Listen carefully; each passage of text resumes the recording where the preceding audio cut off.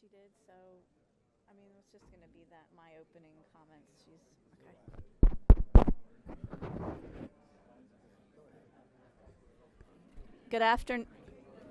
Good afternoon, everyone. We are going to begin.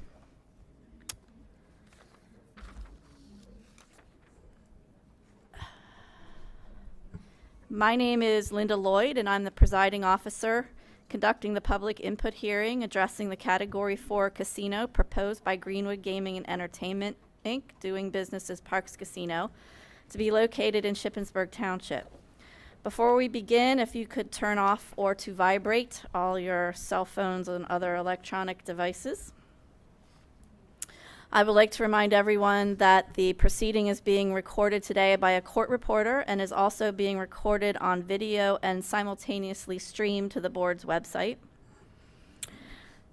As the presiding officer, I call this hearing to order. The date is Monday, March 25th, 2019, and the time is 4:03 p.m. and the location is the Shippensburg University Conference Center, located at 500 Newburgh Road in Shippensburg, Pennsylvania. The Pennsylvania Racehorse Development and Gaming Act, as amended at Section 1305.1, created a new category of slot machine licenses referred to as Category 4 licenses. On February 22, 2018, Greenwood Gaming and Entertainment, Inc. won the Category 4 license auction with the winning bid of $8,111,000, giving it the opportunity to propose and build a facility within a 15-mile radius of the longitude and latitude coordinates provided with the winning bid. Shippensburg Township falls within that proposed radius. This public input hearing is being held by the board pursuant to the mandate found in Section 1205B of the Gaming Act that requires a public input hearing be held in the municipality where the licensed facility is proposed to be located prior to the board's consideration of a slot machine license application. The purpose of the hearing is to provide the applicant the opportunity to present its plan for a Category 4 casino to the board and to the public, and to provide the public with the opportunity to express their thoughts and share their concerns about the proposed project with the board. This public input hearing was advertised on the board's website, announced by the board at public board meetings, and advertised in local newspapers. Board members present today for the hearing, we'll start down to my far right, is Commissioner Mustio, Commissioner Reitzel, Commissioner Santoni, and to my left is Chairman Barish, and we are awaiting the arrival of Commissioner Mandarino, and she is on her way. The order of speakers today are as follows. Parx will have approximately 45 minutes to make its presentation of the proposed project. We will then hear from those who have registered to speak today. All registered speakers will be permitted 5 minutes to speak each, and each speaker should begin their remarks by stating and spelling their name. This is an official administrative hearing, so please treat this as if you were attending a court proceeding. All witnesses, when it is your turn to speak, please speak loudly and clearly and into the microphone provided so that we can hear you and that the court reporter can hear you. So let's begin by having all witnesses from Parx Casino who will testify today. If you could please stand and raise your right hand to be sworn. By the court reporter.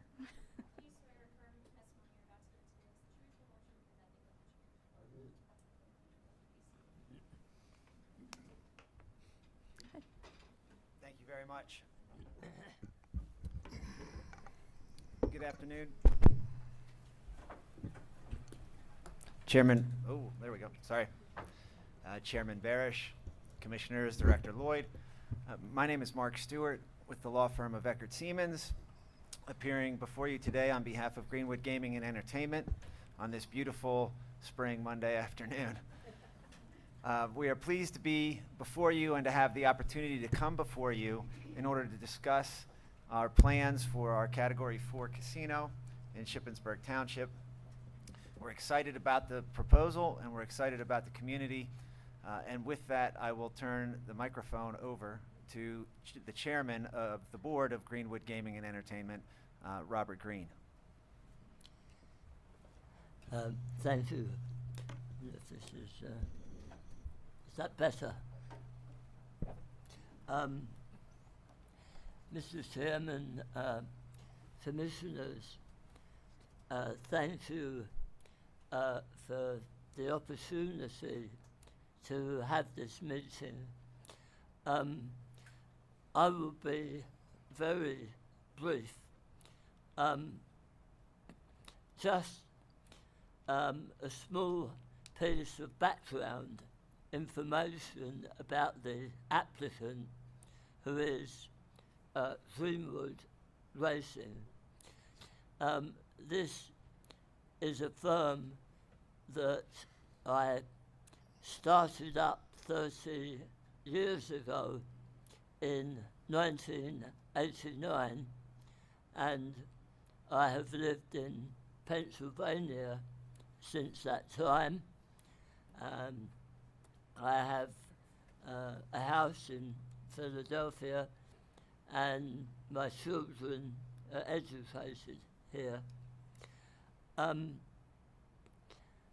As you can imagine, in the 30 years that we have been here, we have had many interactions with local townships and community groups.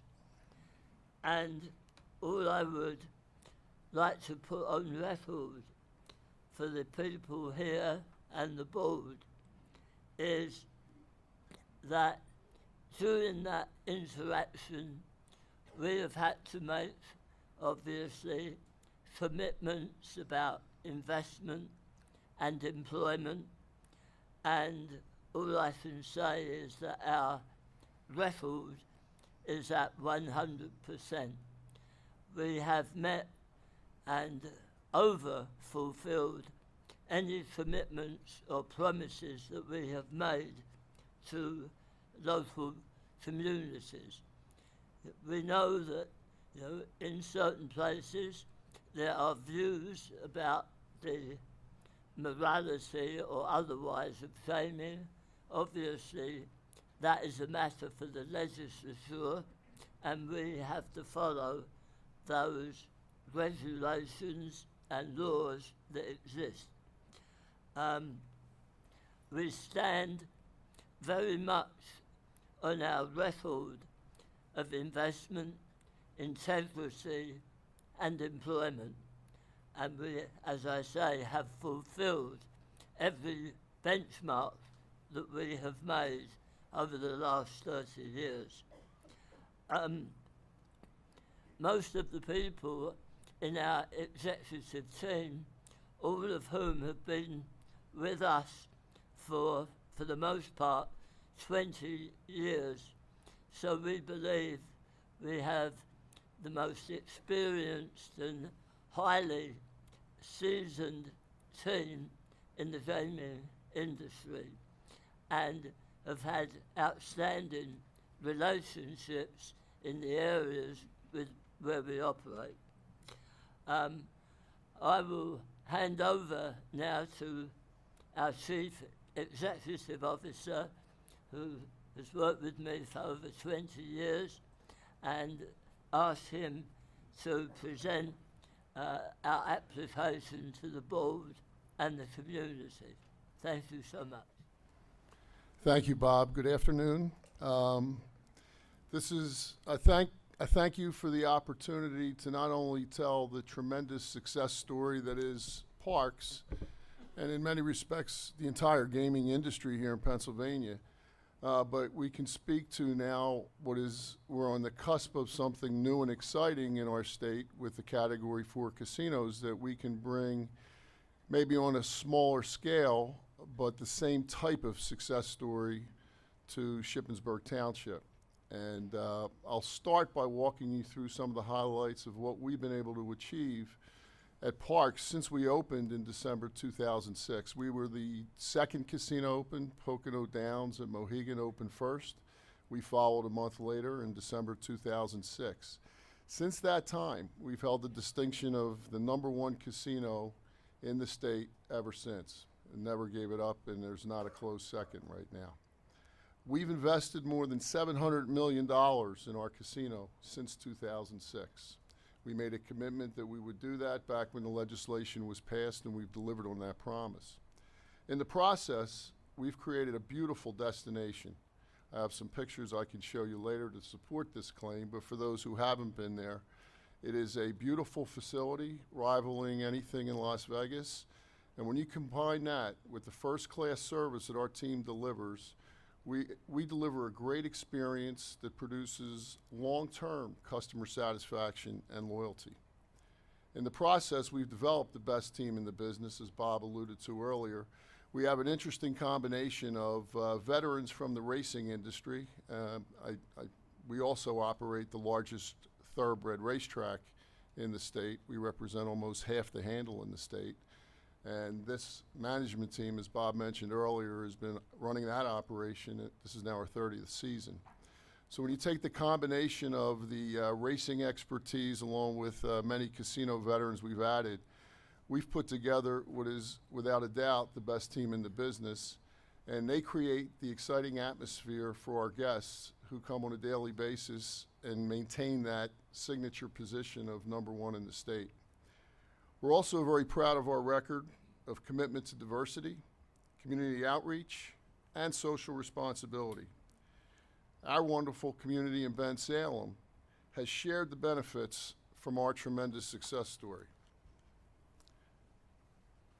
We prioritize local residents for hiring and also local businesses for vendor selection to ensure that not only we, but our community grows together with us. As part of that, we maintain a strong relationship with the community to ensure that there are no adverse impacts for crime and traffic, two of the major issues that Bob alluded to earlier in a community that are concerns with respect to casinos. We know that it's an important business issue for us that our customers feel safe and don't feel that it's difficult to both enter or leave the property, and that's something we know how to do, and we'll make sure we deliver here in Shippensburg. We have a strong commitment to responsible gaming, and that's evidenced by our outstanding record in these areas, which I know you're familiar with. For those who have not been to our casino, here's some shots of the casino floor. We continually invest in our business and continue to bring on the latest and greatest slots, and you can see, as I alluded to earlier, the design features in the building are first class and rival anything in Vegas.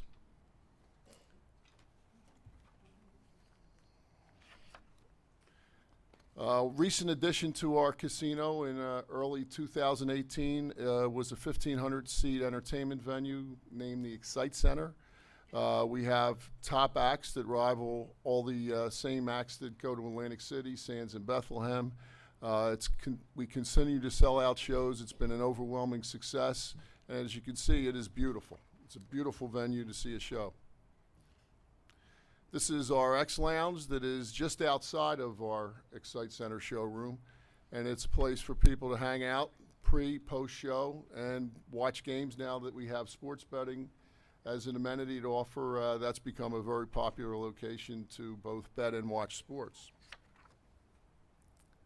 We've added a new gastropub also last year in conjunction with the opening of the showroom to support the many more visitors we have to the property who do want to dine. As you can see, beautiful, beautiful venue. We added an Italian restaurant named Oliveto also last year to support the showroom. It's been an overwhelming success, and again, beautiful. Common theme with what we build. We build it right the first time. And most recently, in January of 2019, we added about a 7,000 square foot beer garden, which you can retract the roof and the sides so it can be open air when the weather finally does improve, if it ever improves.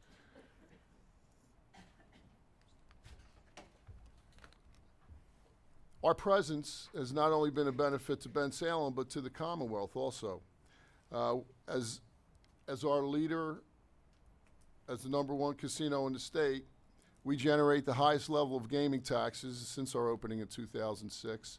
We've paid $2.6 billion in gaming taxes to the state. That's dominated by taxes from slots, which are about 2.4 billion, almost 200 million from table games, and just under $1 million so far from sports betting, which began in January.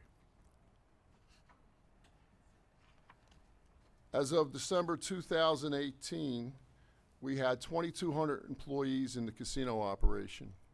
402 were in the racing operation, and about 82% of them are Pennsylvania residents. As I mentioned earlier, we do give preference to local hiring and local businesses. 42% of our employees are representatives of various historically underrepresented groups, and 41% of our employees are female.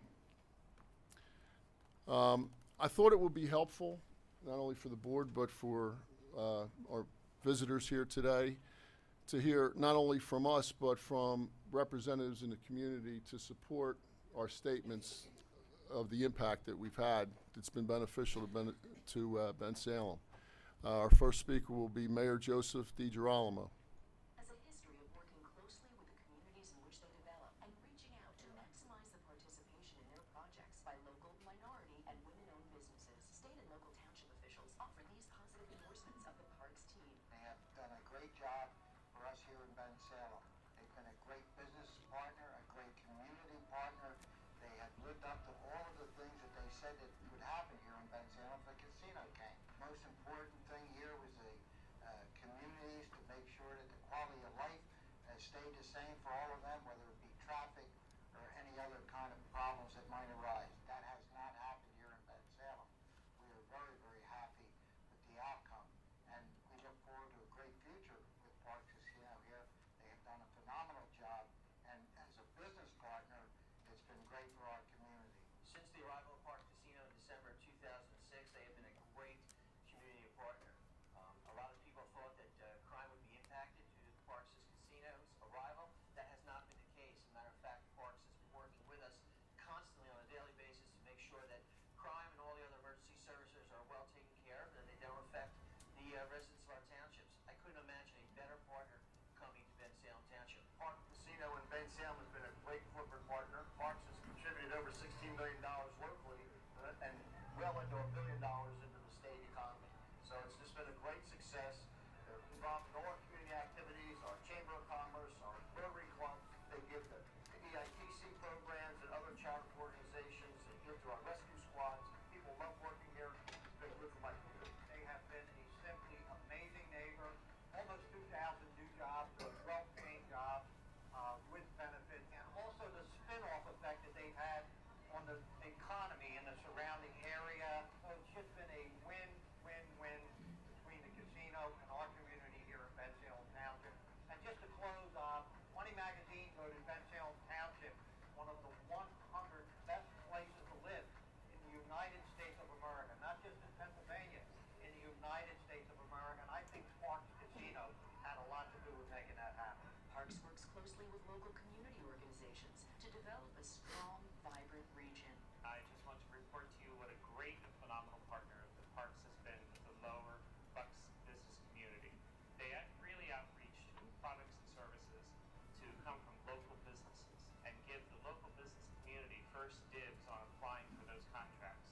It's been a huge economic engine to this part of the community. Parx is also proud to support a wide variety of local and national organizations. Parx Casino has been there to support the American Red Cross around the world with their support of Haiti and the hurricane victims, around the country with their support of the Oklahoma tornado victims, and around the corner with their support of those victims right here in Bucks County from Superstorm Sandy. The Parx team is looking forward to developing an exciting destination that is deeply woven into the fabric of the community. Together, we will prosper. I think it's very impactful to hear that from third parties. It's one thing for us to tout our credentials, but that validates what we're saying. I'd also like to add, we have a few written testimonials, one from Reverend Philip Mendito at the Philadelphia Christian Center, which is directly across the street from us, outlining his support and his appreciation for the role we play in the community. And also the Bensalem AME Church and the Lincolnia Community Center. These are examples of how we outreach and how we are effective with our community development programs. We're very proud of our record in this area, and we know the formula for success. We will apply the same formula while it's not exact, because there are unique characteristics in every municipality. We will work together with the people here in Shippensburg to optimize our presence and be a very good neighbor in the community. So I'd like to now move to the specifics of the Shippensburg Category 4 location. We propose the casino to be at, I love the address we were given, 777 Kramer Road in Shippensburg. I think it's appropriate. It's approximately 10 acres, and it's directly off exit 29 at I-81, adjacent to the warehouse that's now being built, about a 1 million square foot warehouse that Equus Development is undertaking. Our building will be approximately 65,000 square feet with approximately 500 parking spaces. We will include, in the beginning, about 475 slot machines. That might tick up to 500. We're still working through that. And we'll go with 40 electronic table positions. And we will have a first-class sports bar and restaurant. For those who have been to our property, we've got a Chickies and Pete's at Parx Casino now, which is the #1 sports bar brand in our region, and ESPN named it the #1 sports bar in North America. We want to bring something with that sizzle to the property. And we also plan to offer a sports book for wagering on professional and college sporting events, so it makes sense to have a sports bar option there. Here's some renderings from different perspectives. It's has many similarities, if you've seen Parx's exterior, to what we've done there. We think it works with the Mondrian exterior and the LED signs and the porte cochere. This is how we intend to situate the building with the parking. We thought it made sense that the parking was evenly located so that no one had to walk a mile to get into the front door. So we centered the property, and we're happy with how this is working out. Quick question on Sure. on the map. Want me to go back to it? Yeah. Okay. I just want to be clear what this road here. There's a new road being created. I don't know if you noticed Okay. coming off the highway. It's now commencing. That's going to lead into that area. That road doesn't exist yet. Okay, thank you.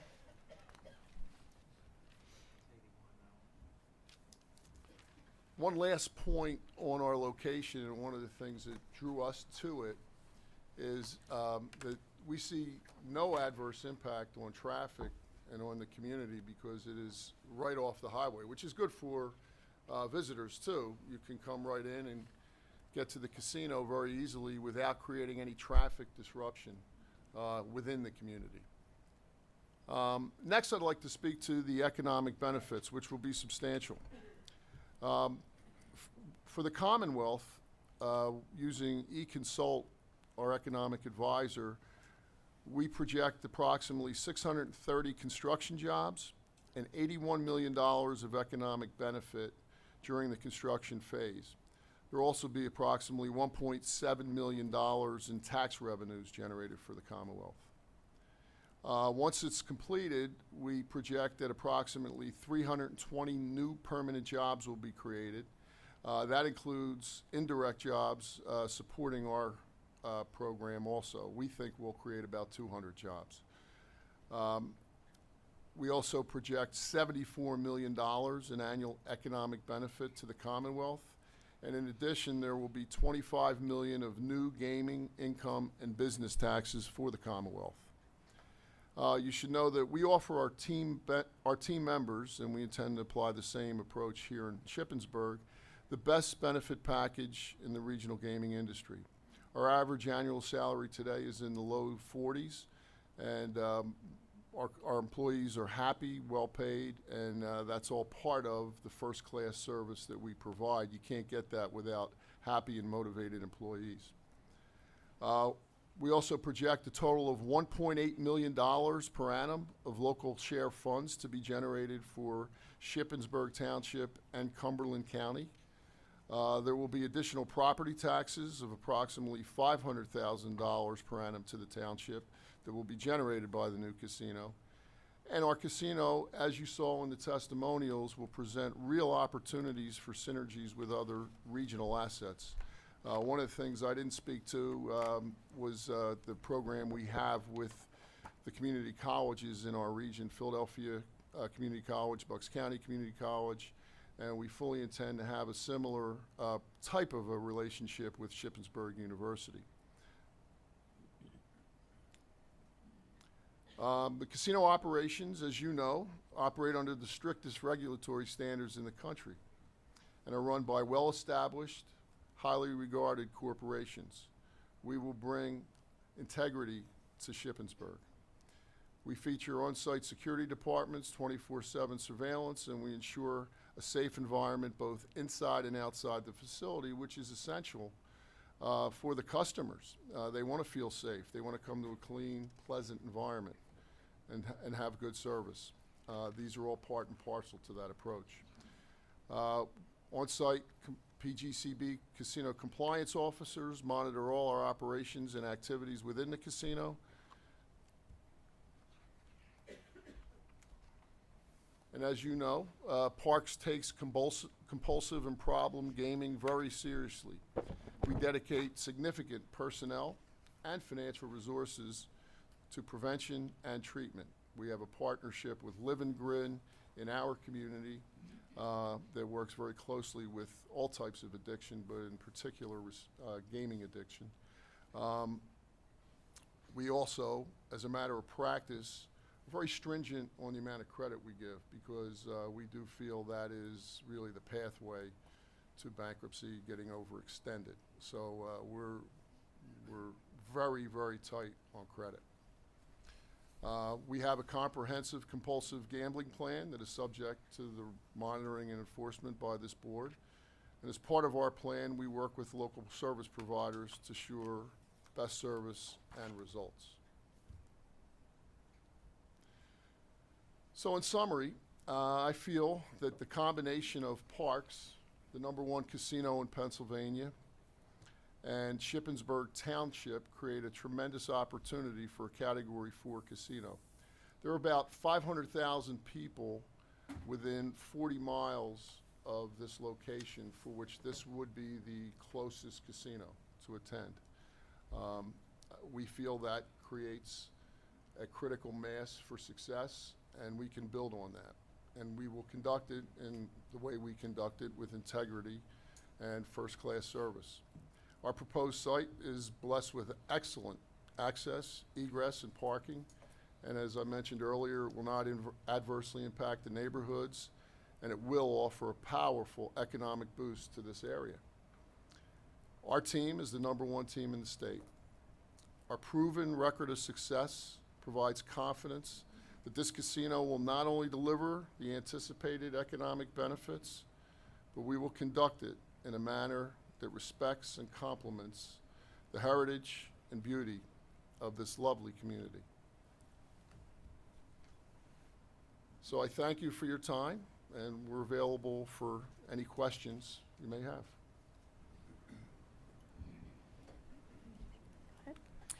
Thank you for being here. Shippensburg's a college town. Gaming under 21 is prohibited in Pennsylvania. Would you elaborate on what your measures are at your current casino and what you anticipate your measures to be at the Shippensburg Mini Casino with regard to ensuring that underage gamblers are not allowed on the floor? Correct. Obviously, that's an issue for us in Ben Salem. We don't allow anyone under 21 in the building, period. We have security checkpoints where we ID anyone who appears to be 30 or under, and we have the latest technology to hopefully detect counterfeit IDs, and they've been very successful, I must say. And you've seen our record. We have a very, very solid record when you look at the number of people that come through our property, 20,000 a day. We turn away quite a few, but they don't get in. We will apply that same methodology here. No one under 21 will get in the building, and we will use the same techniques that work so well in Ben Salem. Thank you.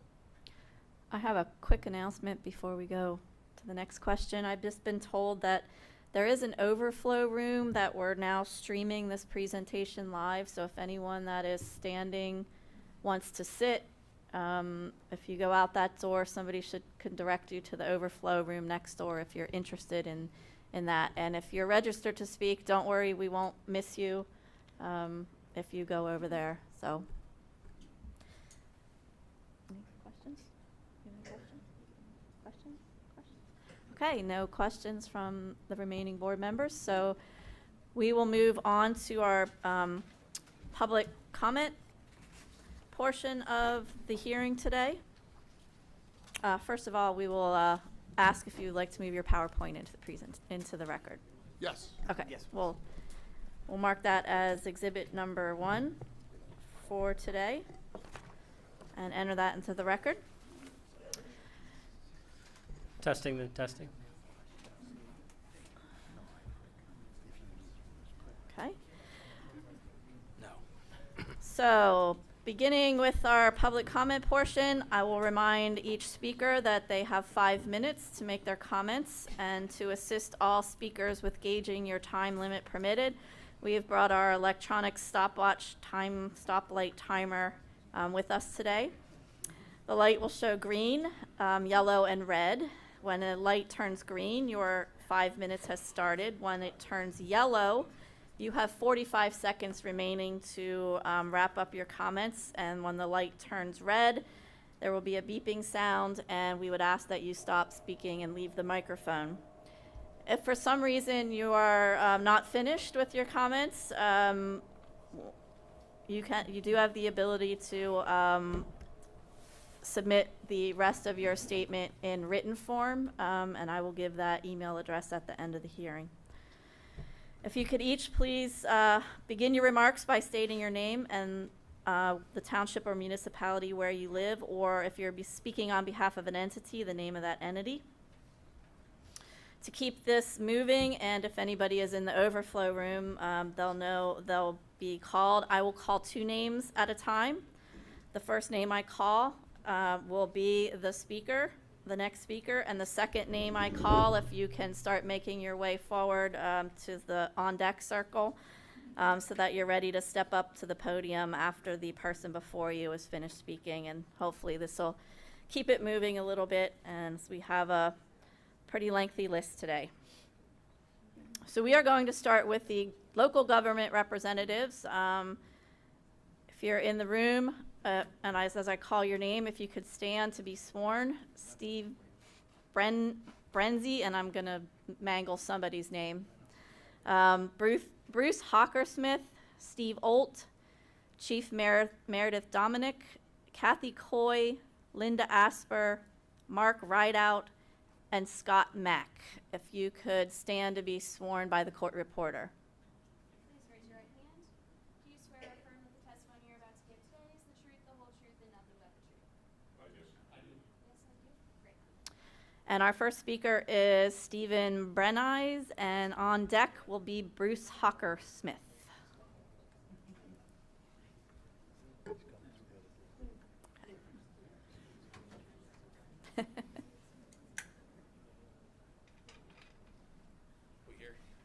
Yes. So I'm Stephen Brennies. I'm a resident of Shippensburg Borough, and I've been privileged over the last couple of years to be the vice chair of the Shippensburg Borough Authority. And I'm here partially because of that, but also partially as somebody that likes to advocate for our community. And so I find it great that there's a lot of people that have come here and flooded this room to have their voices be heard. Personally, I don't really think we should even be having this hearing. I think one of the things we try to do with government sometimes is we try to dictate what people can and can't do. And if you want to gamble, gamble. If you don't want to gamble, don't gamble. If you think gambling's a problem, advocate and try to help people that have gambling problems. But we don't need to find a way to be able to solve problems by getting the government involved in things like this. I would much sooner be here just having a hearing between the prospective developers about their developmental issues than even having to talk about the whole gambling aspect of it and the kickback. So that's what I'm going to talk about, more about the needs of the community when it comes to development. The area that you're located in currently does not have public water and sewer.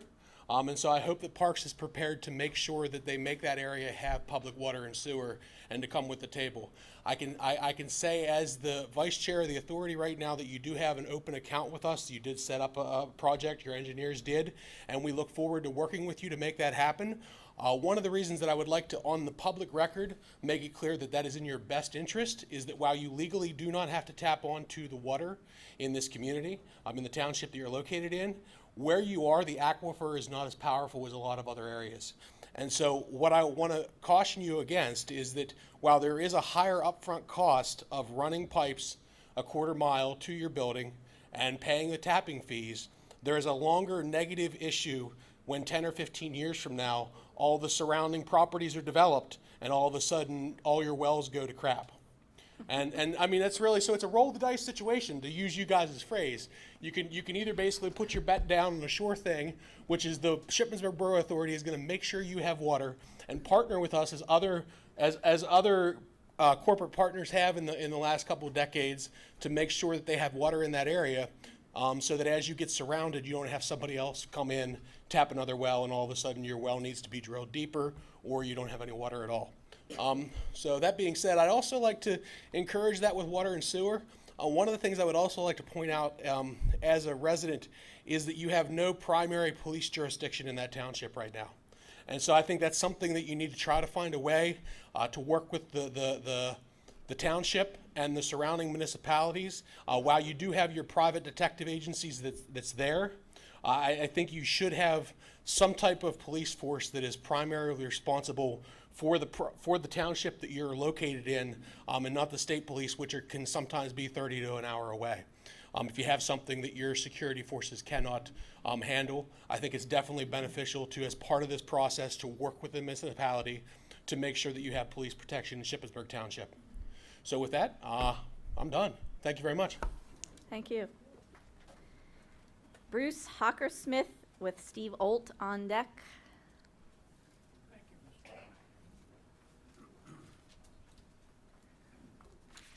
Board members, welcome to the Shippensburg area.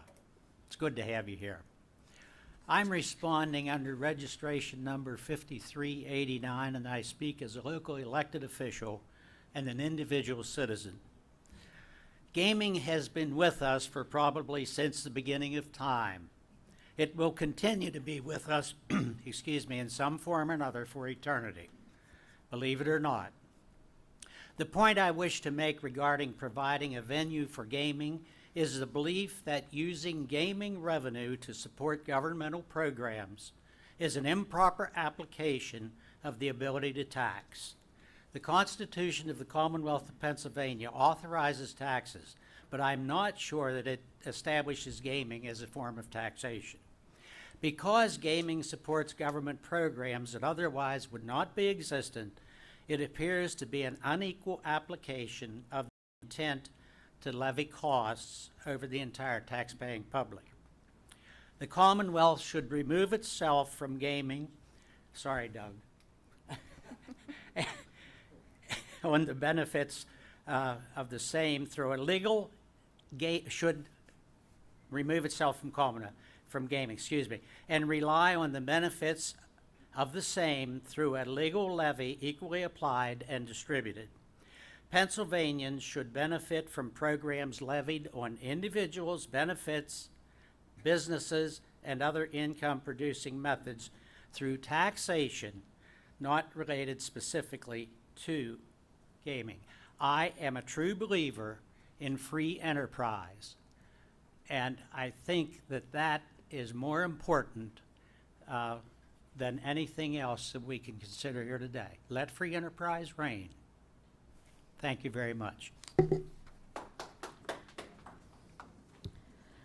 Steve Olt is up next, and Chief Meredith Dominic is on deck. Steve Olt, Shippensburg Township. Over a year ago, Pennsylvania passed legislation on the new Category 4 mini casino bill to raise additional tax income to help fund education and to work to lower school taxes in Pennsylvania. Because of that, Shippensburg Township supervisors discussed our options and decided not to opt out of hosting a casino. It was a unanimous decision. We felt that we had land zoned at industrial at exit 29, Interstate 81, and that could be a possible location for a mini casino. The location seemed ideal because it was right at the interstate, was zoned industrial, and had no residential development. Additionally, it would bring in $3.5 million in road work with a relocation at Kramer Road, 3 new red lights, 1 on each ramp, north and southbound, and another light at the new Kramer Road location. We did take time to visit the Parx Casino in Philadelphia to observe their facility and came away impressed. They have a very professional operation and a strong community reputation. From what we saw, we believe this new mini casino, with its internal security from a crime perspective, would be one of the safest places in Shippensburg. Also, the borough mayor and the township have already discussed a possible new intermunicipal police force after the casino is up and running that would be beneficial to the Shippensburg area. We at the township believe that the development of the mini casino at this location would be a positive financial benefit to our township residents by allowing the township to lower their real estate taxes. We also believe the additional financial benefit will help us better fund our volunteer first responders, both fire and EMS. The casino, when complete, would add another 150 jobs to help support the local Shippensburg economy. Additionally, we believe it will help attract other shops and businesses to downtown Shippensburg, like the recent new Starbucks drive-up being proposed in Walnut Bottom Road. Overall, we believe the potential gains of the casino project far outweigh any marginal risk and will provide a long-term economic benefit for the greater Shippensburg area. Thank you.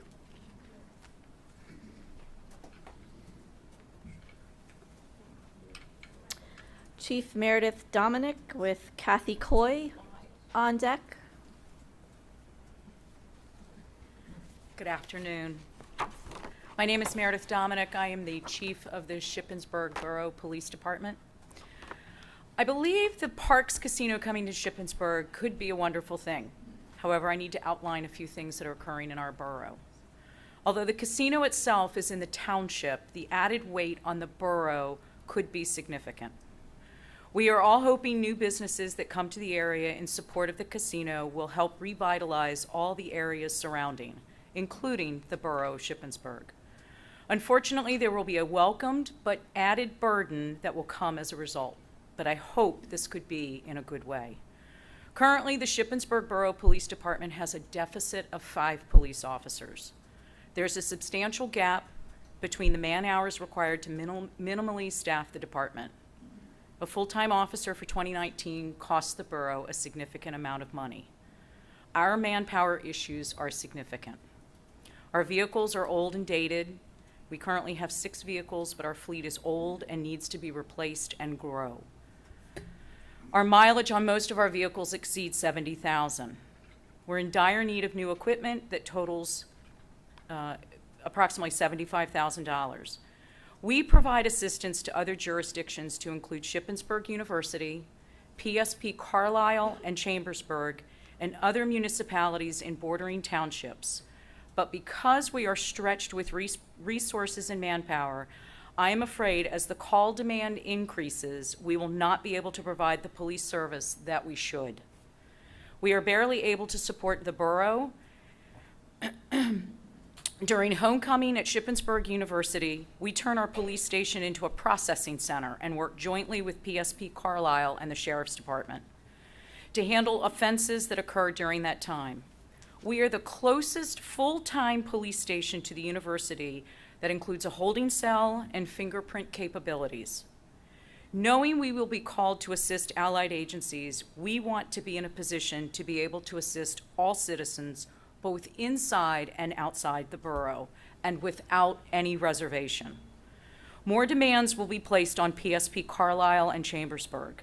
They come to the borough to assist us. I am concerned the borough needs will not be met between the new demand placed on surrounding jurisdiction and our manpower limitations. We are very excited about the casino coming to the area, yet from a police standpoint, we need to be able to support that excitement through the necessary and needed manpower, resources, and equipment. I thank you for your time and for any consideration into the matter. Thank you. Next is Kathy Coy, and Linda Asper is on deck.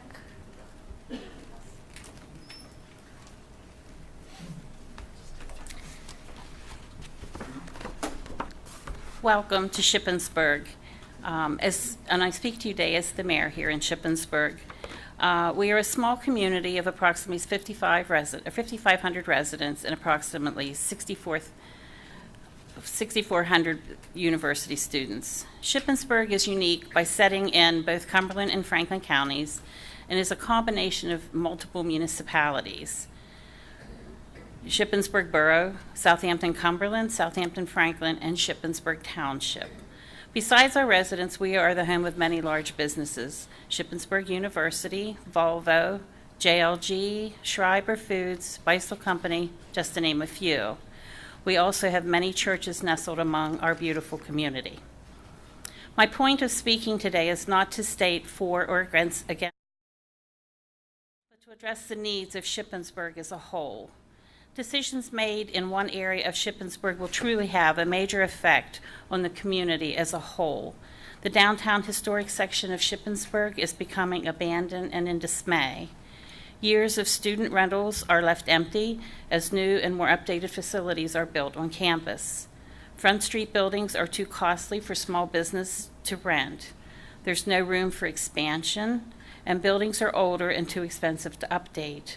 Like many small town businesses, opportunities have been declining in businesses that make a healthy tax base. Surrounding municipalities appear to be thriving as it's much easier to buy land and to build than to buy an older building and do renovations. The Franklin County side of Shippensburg is almost at the maximum general millage of 3.0. Currently, the millage is 26.2. The additional tax available to collect is $51,000. From an additional tax, the Cumberland County side has a comparable increase, would bring an additional $122,120. That's maximizing our taxing for our residents. Plus, the general borough budget is stretched as far as it can go. There's no ways to offset additional funding for services offered by our police department. In 2018, real estate taxes, which actually support our police department. The 2018 taxes was $1,128,278. The police expense was $1,519,243. That was a negative of $390,965. This year, we anticipate a deficit of approximately $311,160. As you've heard from our chief of police, funds to support the safety of our citizens is in a crucial state. We need an increase of funding annually to increase the number of officers that are currently overworked. There has been thought of opening discussions and entering into an intermunicipal agreement for police services, which we have already started to talk to several.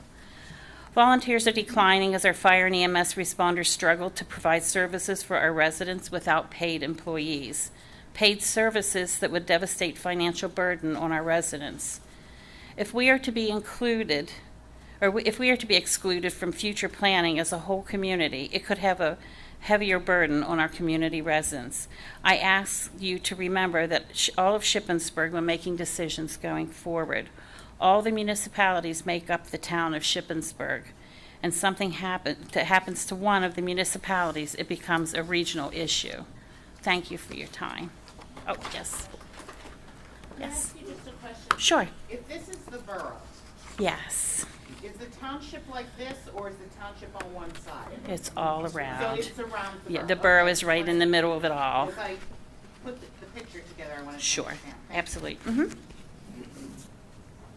Linda Asper is the next speaker with Mark Rideout on deck.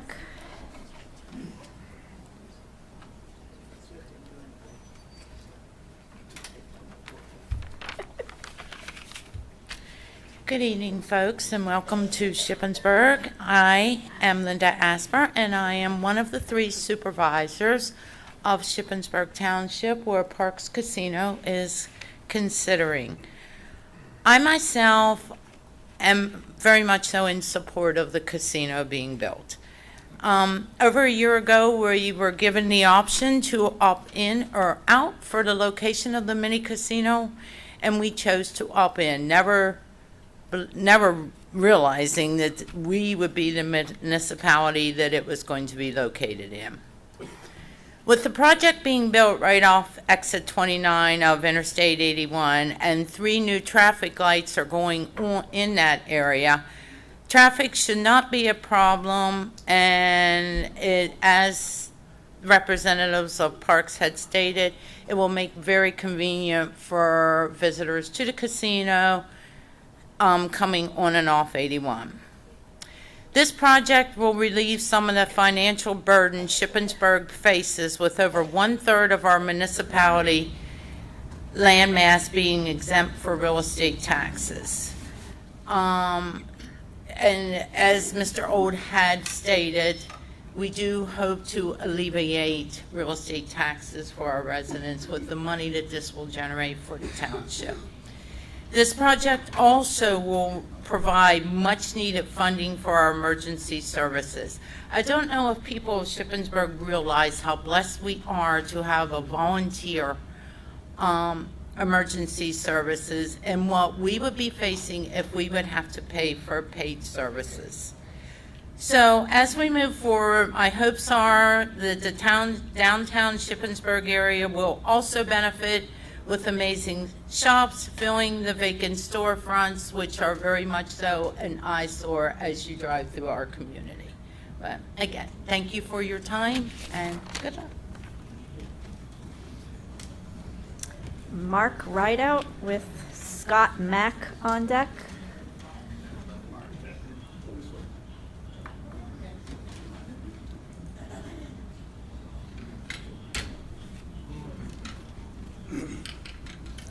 I'm Mark Rideout. I am with Shippensburg Township. And I look at the casino coming as an opportunity. And in life, opportunities sometimes are missed. They're overlooked, or they're pushed away. And I think this opportunity should be seized for the community. It's going to be beneficial for the whole community and the surrounding areas. It's in a very good location at the I-81 corridor. It's on and off. It's not going to be a big traffic problem for Shippensburg itself. And also, it's going to bring in plenty of jobs, high-paying jobs with very good benefits. And we got to look at that for our children, for our grandchildren, because they're going to need that in this area. And it'll also bring in new businesses. And the new businesses are going to be good for jobs and businesses that are going to be contracting for these jobs. So all in all, the casino is going to be a good thing for this area, and I hope it comes through. Thank you. Scott Mack. Thank you for hearing me today. My name is Scott Mack. I reside in Southampton Township, Cumberland County. The Board of Supervisors, I'm a supervisor with Southampton Township, and we met in public forum about 2 weeks ago and thought it appropriate to discuss the casino as seen from Southampton Township and appoint me to speak on their behalf. Firstly, Southampton Township borders Shippensburg Township. Moreover, the border is only a few hundred feet from the proposed casino site. Many of our residents residing in Southampton Township are within a third of a mile, maybe even less, of the proposed casino site. So in the future, any planning that may be done, half of Kramer Road is in Southampton Township, half of it is in Shippensburg Township, half of Walnut Bottom Road is in Shippensburg Township, half of it is in Southampton Township. So it's right at an epicenter for all of us. So the following are a list of pros and cons as seen by Southampton Township. I would note that the following list was unanimously voted on or had concession throughout the supervisors. So firstly, pros. Employment with the casino, of course, comes jobs. We see it as one that have multiple salary levels. I think that would be good for residents in our township and other industries such as tradesmen, gas station owners, and the like. Fire and EMS, of course, the board understands that portion of the revenues will go to our local fire and emergency nonprofit organizations. And these organizations, it's our hope, would then be able to lessen the amount of resources and time for fundraising so that they can better retain their current staff and hopefully attract new members if they don't have to work so hard to create revenue streams. On the cons, Chairman, you were discussing Walnut Bottom Road. There's the on-ramp, off-ramp for Walnut Bottom Road for 81, and there's another on Kramer, and there's another road, Hershey. Hershey is solely in our township, and it is, to say that intersection along there is difficult. I know that there's 3 red lights that are proposed to go in there, but I know that the Highway Commission has done a study, and it's not a good intersection. All those runways do not meet current interstate regulatory statutes, and we would just like you to consider those. Illegal activity, the board's concerned that the proposed gaming facility could bring specific activities such as drug traffic, drug use, robbery, human trafficking, and prostitution. Property values, while in Shippensburg Township, could bring a huge revenue stream to the casino, and we realize that convenience stores, maybe even in Southampton Township, could realize some of this. The residents, because of the aforementioned illegal activity, could decrease our property values around our community, and specifically with home values. We have a concern with light pollution. The board's concerned that the casino will bring flashing or scrolling electronic signs. It's opinion that these board signs can cause distraction to motorists, in turn cause traffic collisions. With collisions come more compounded resources from our local volunteer firefighters, EMS, and police responders. With that comes noise pollution. Because of the increased traffic collisions, now you've got more fire or EMS, police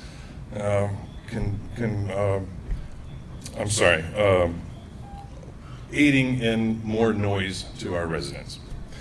In conclusion, the Board of Supervisors of Southampton Township wish above all the board have a fiduciary responsibility to our township, and we ask that you be cognizant of that. Thank you. That is the end of my list of local government representatives. So we will now move on to the community groups that have registered. If I call your name, if you could stand to be sworn by the court reporter. J. Daniel Byers, Janet Rose, Ronald Madison, Paul White, Laura Mascalis, Heather Franzoni, Barbara Hutchinson, and Mike Ross. Please raise your right hand. Do you swear or affirm that the testimony you're about to give today is to be the truth, the whole truth, and nothing but the truth?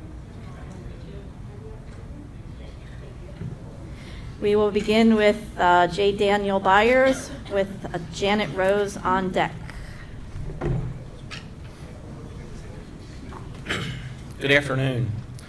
I am J. Daniel Byers, President Emeritus of the Vigilant Hose Company of Shippensburg. We provide first due services to the area of consideration here in Shippensburg Township. I am speaking on behalf of the department and thank you for allowing me to do so.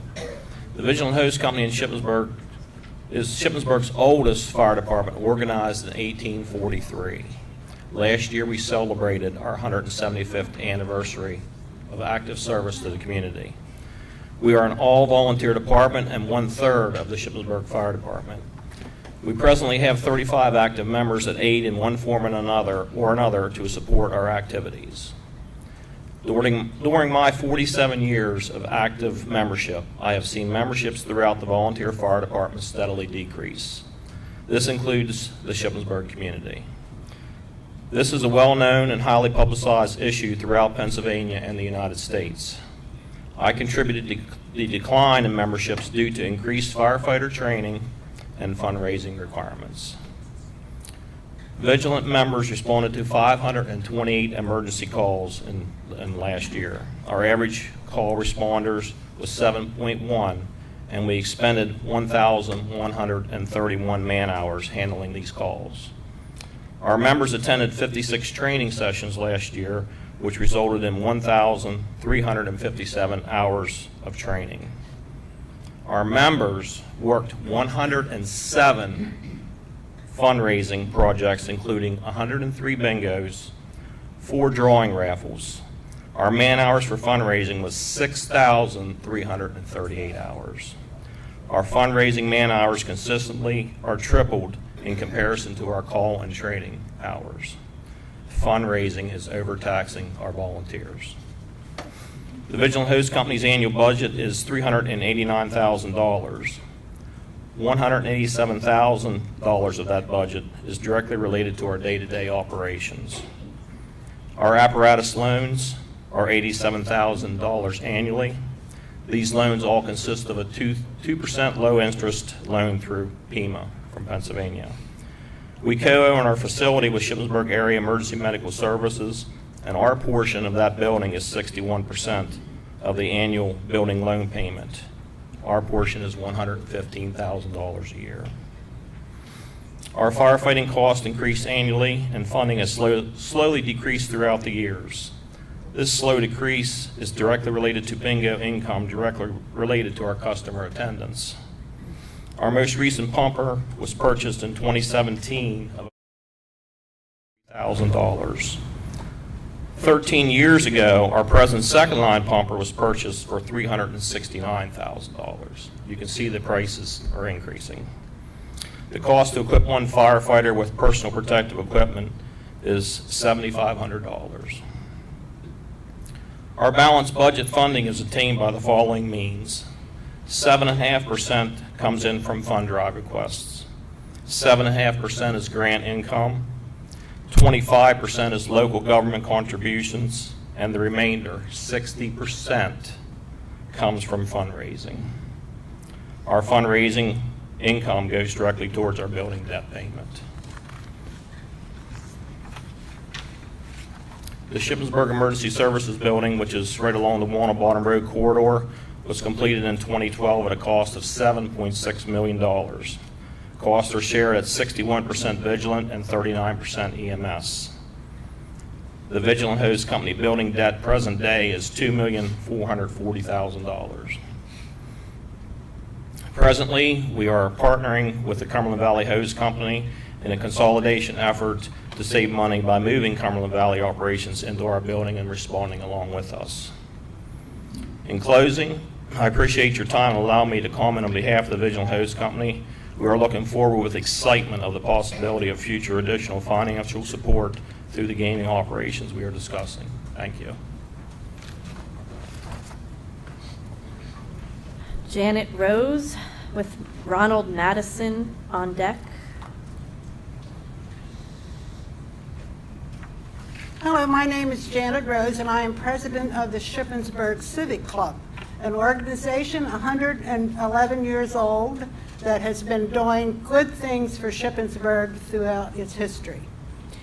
Until the 1970s, there were very few casinos, and almost all of them were in Nevada. And then New Jersey decided they would allow Atlantic City to open a casino, and it boomed. Hotels were built, thousands were hired at pretty low wages, but the rest of Atlantic City saw no improvement. As you all know, the casino boom ended, and Atlantic City still has a problem sustaining even one grocery store. So the casinos have an initial positive impact, but it spirals down very quickly. There have been a number of studies on the impact of gambling. In Ohio, a report on the troubles of a recently opened casino points out that the key demographic, which you probably know, is women over 50 who used to spend $50 to $75 per visit. Now there are fewer of them spending that money. Between 2008 and 2015, revenues from casinos nationally declined 1.5%. According to Moody's, a pretty reputable outfit, casino revenues will continue to drop, slicing industry earnings by as much as 7.5% in the coming years. These weaker revenues are now divided among even more multiplying casinos. As they proliferate, revenues in individual casinos will drop. Add to that the recent Pennsylvania law for online gambling, and prospects look even dimmer. According to economists of the National Association of Realtors, the impact of neighboring property values is unambiguously negative. Unlike a sports arena or movie theater, casinos do not encourage non-gaming businesses to open nearby. People who run casinos do not encourage patrons to wander out in the neighborhood. It is designed to be an all-absorbing environment that does not release customers until they have exhausted their money. The Institute for American Values has gathered evidence on the social consequences of casinos.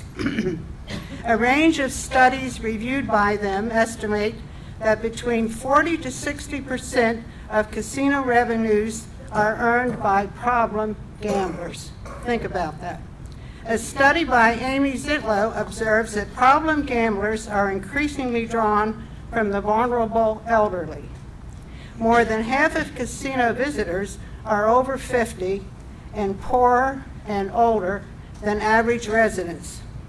Casinos market to the over 70s. That would be me. This should worry responsible local governments. The average return of casinos nationally to the local social services is 2.5% of casino revenue. It's fair to ask what our local government and the casino operators are proposing for these sure-to-be-needed services: mental health, problem gambling, food banks, homeless shelters, local police, local EMS, and so forth. The more than 70 women of the Shippensburg Civic Club share these serious concerns about the impact of the casino in our community. Until these are addressed, we are opposed to the casino. Thank you.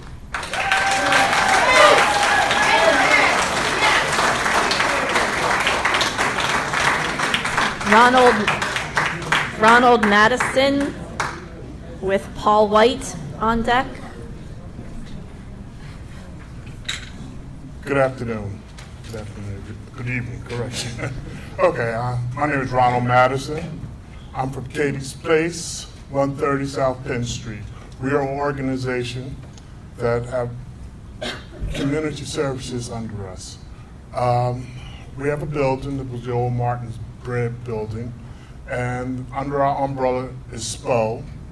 SPO is an organization, Shippensburg Produce and Outreach, is an organization that feeds 150 to 200 families a week.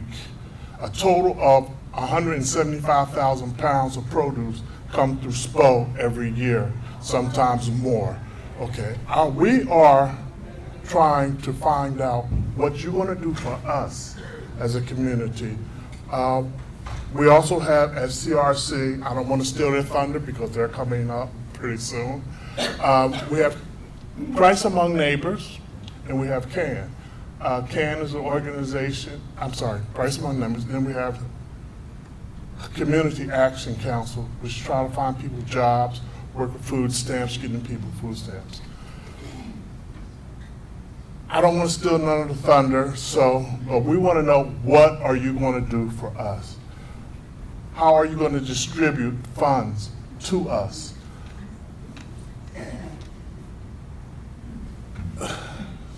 Need I say any more? Okay, I was going to read this long thing. I had the laptop and everything. I said, let everybody speak for themselves. And I'm here to ask, we need your help. All of our board members are 100% for the casino, because every dollar that we can bring to help people in this community, we're welcome it. Okay, thank you. Paul White with Laura Mascalis on deck.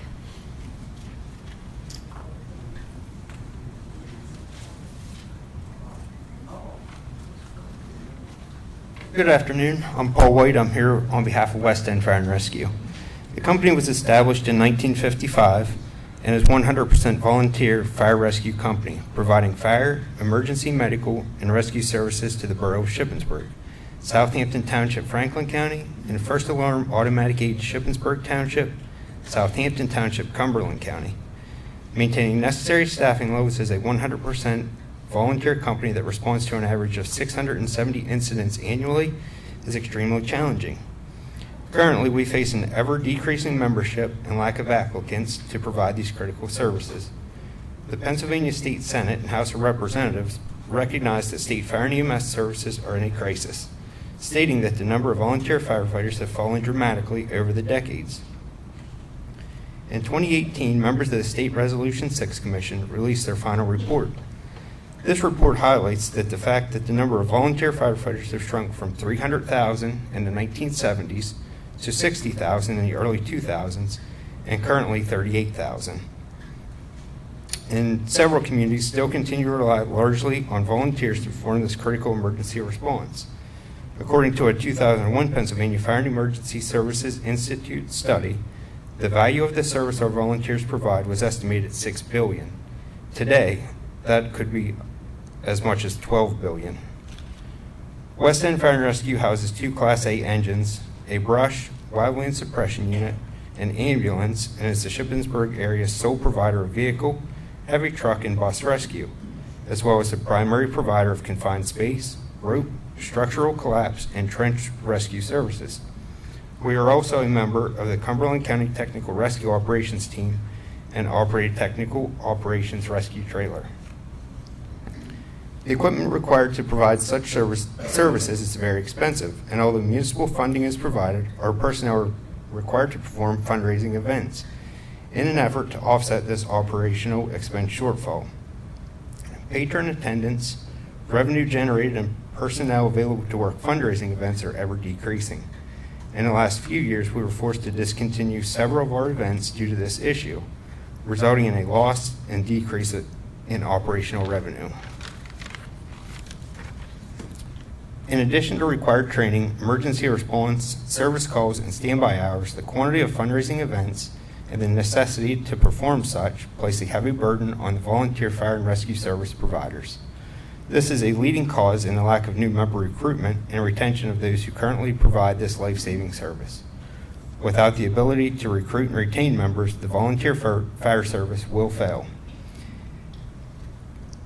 The impact of this new facility will have on the number of request for emergency services is truly unknown. Shippensburg Township, a relatively small municipality covering an area of only 2.53 square miles, generates an average response from our station of 60 times annually. We anticipate there will be a slight increase simply due to the amount of patrons and traffic in and out of this facility. Although we welcome this new business to our community, our major concern and prediction is that this will have a negative impact on our already decreasing attendance at fundraising events, thus resulting in a loss of revenue that is so desperately needed. If our predictions are realized, it will greatly reduce our ability to raise revenue to cover the shortfalls in our annual operational budget. We are respectfully requesting that you consider providing financial support to our company for the service we will provide to your business in an attempt to offset the predicated loss of fundraising revenue. Not only would this financial support provide funding for critical service delivery, but it would enhance our ability to recruit new members and retain the current ones. With sufficient support of volunteers, we'll be able to focus on training, fire prevention and community outreach programs, and critical service delivery of fire, rescue, and emergency services to our community, a community which you are now part of. Thank you for your time. Laura Mascalis with Heather Franzoni on deck. Good evening. Thank you to the Pennsylvania Gaming Control Board for allowing us the opportunity to speak today. My name is Laura Mascalis. I'm a community mobilizer with the Shippensburg Community Resource Coalition, or SCRC as we're known according to Ron. The SCRC is a collaborative effort to provide quality social services and youth programs that are accessible and safe and recognize the dignity and worth of each person. Our goal is to help community members reach their full potential. Since 2013, the SCRC has coordinated the Shippensburg Human Services Council, a group of more than 30 allied organizations and professionals who are invested in the health and success of the Shippensburg community within the bounds of the Shippensburg Area School District, inclusive of Shippensburg Township. This Human Services Council has been in existence for more than 25 years and is well connected to the pulse of the community itself. As such, the Human Services Council would like to present the following letter to the Gaming Control Board. The purpose of this letter is to draw attention to and request assistance with the impact of a casino on local human service organizations. The risk of developing problem gambling doubles with living within 10 to 50 miles of a casino. Problem gambling is defined as a disorder in which the individual experiences persistent and recurring problematic gambling behavior that disrupts personal, family, or vocational pursuits. Individuals and their families experiencing problem gambling will need assistance, but the effects go beyond just individuals. There will be more demand for the existing human service network with the addition of the local casino. Examples of how human service programs may be affected by casinos include the following: an increase in financial assistance requests for housing, utilities, childcare, and food. The increase in demand for mental health services, drug and alcohol services, and domestic violence services. The increased use of family services such as couples and family counseling to manage relational conflicts that result from problem gambling. New programming for treatment for problem gambling, such as certified gambling counselors and support groups. As providers of human service programs to the Shippensburg area, we are asking for attention to the increased need for funding and support of human service programs for the life of the casino in the form of ongoing financial support. According to research by the University of Pittsburgh, the following preventative recommendations and strategies are recommended to help communities prepare for the opening of a casino and the ongoing help needed by those patronizing the casino and working at the casino.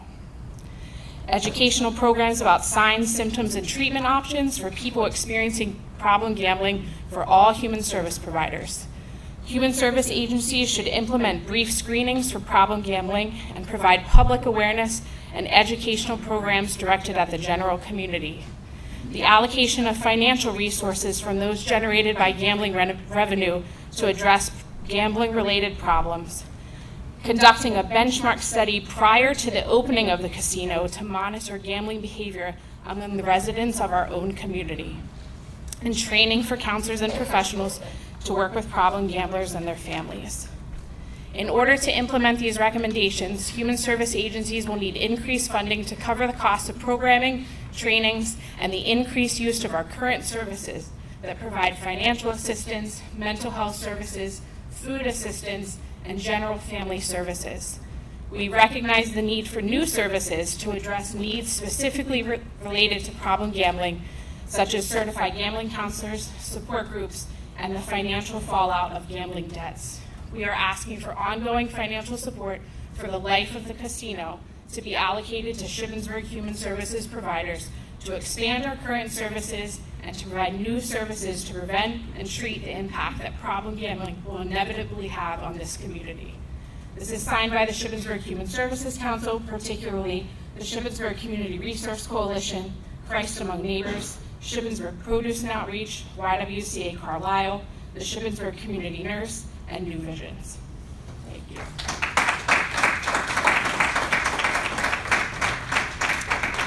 Heather Franzoni, Barbara Hutchinson on deck.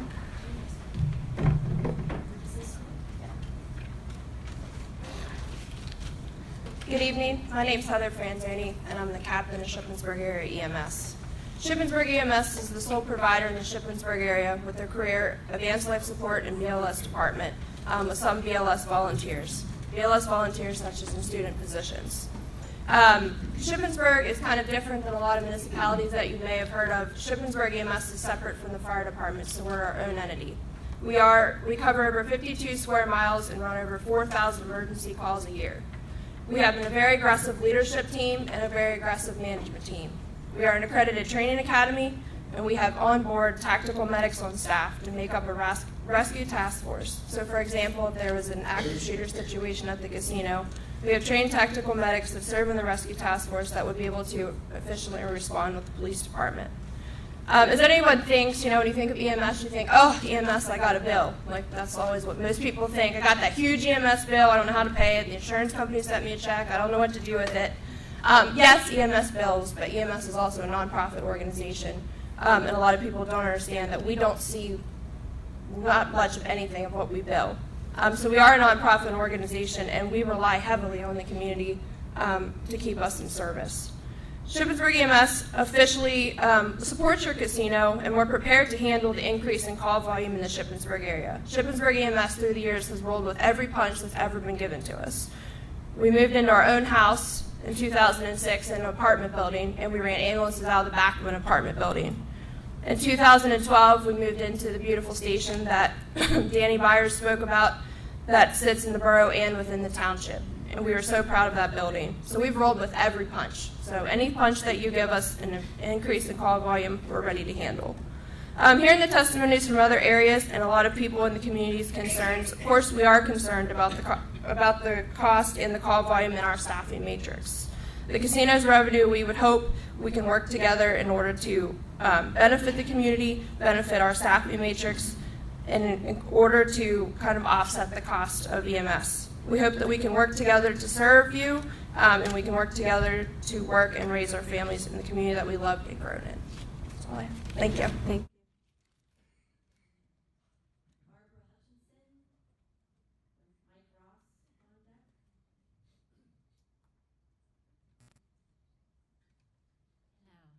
My name is Barbara Hutchinson, and I represent the Shippensburg Association of Christian Ministers, and I invite our group to please stand, and I invite you all to turn around and look at the support of your local clergy and caregivers in our community.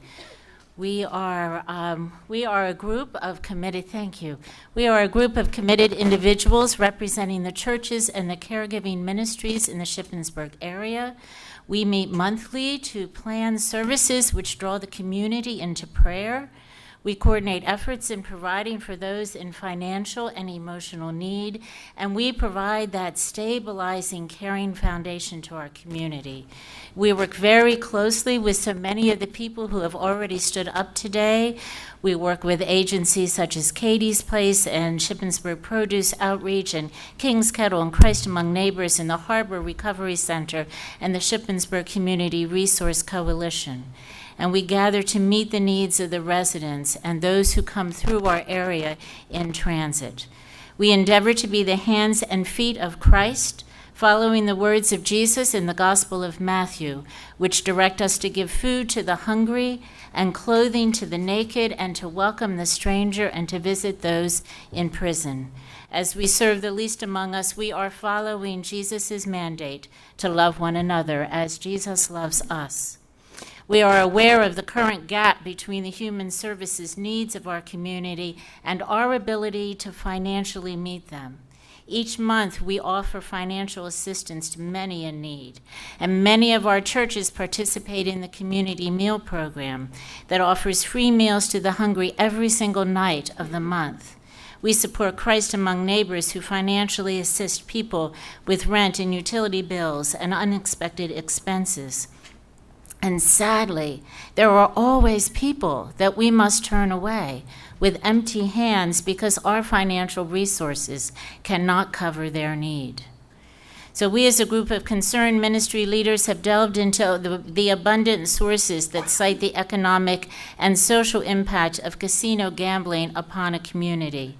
And based upon our research with the arrival of the projected casino in 2020, we anticipate an increase in the need for human services for those who participate regularly or repeatedly in gambling that will result in increased joblessness or unemployment or the need for welfare, increased deterioration of the physical and mental health of those who participate in gambling, increased numbers of arrests and imprisonments and subsequent legal fees, and increased drug use in our area where we are already losing far too many of our young people to addiction and to death.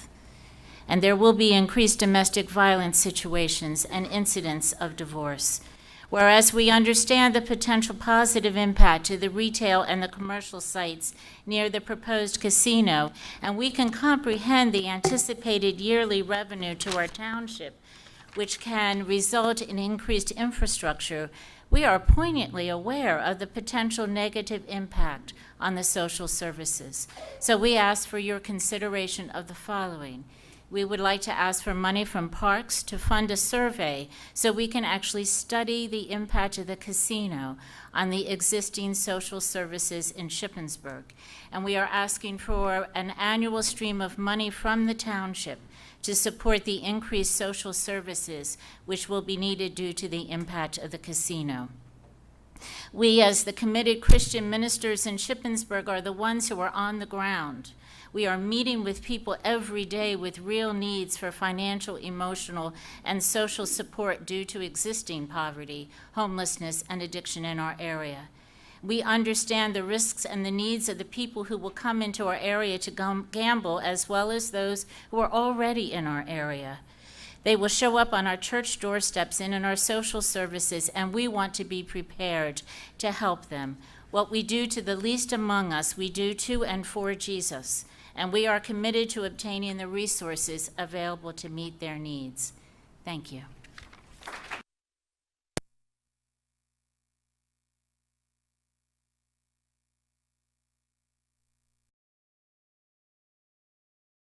I'm Mike Ross, and I'm here today as chairman of the Council of Trustees of Shippensburg University, and also in my role as the president of the Franklin County Area Development Corporation. To support the proposed facility, with the Council of Trustees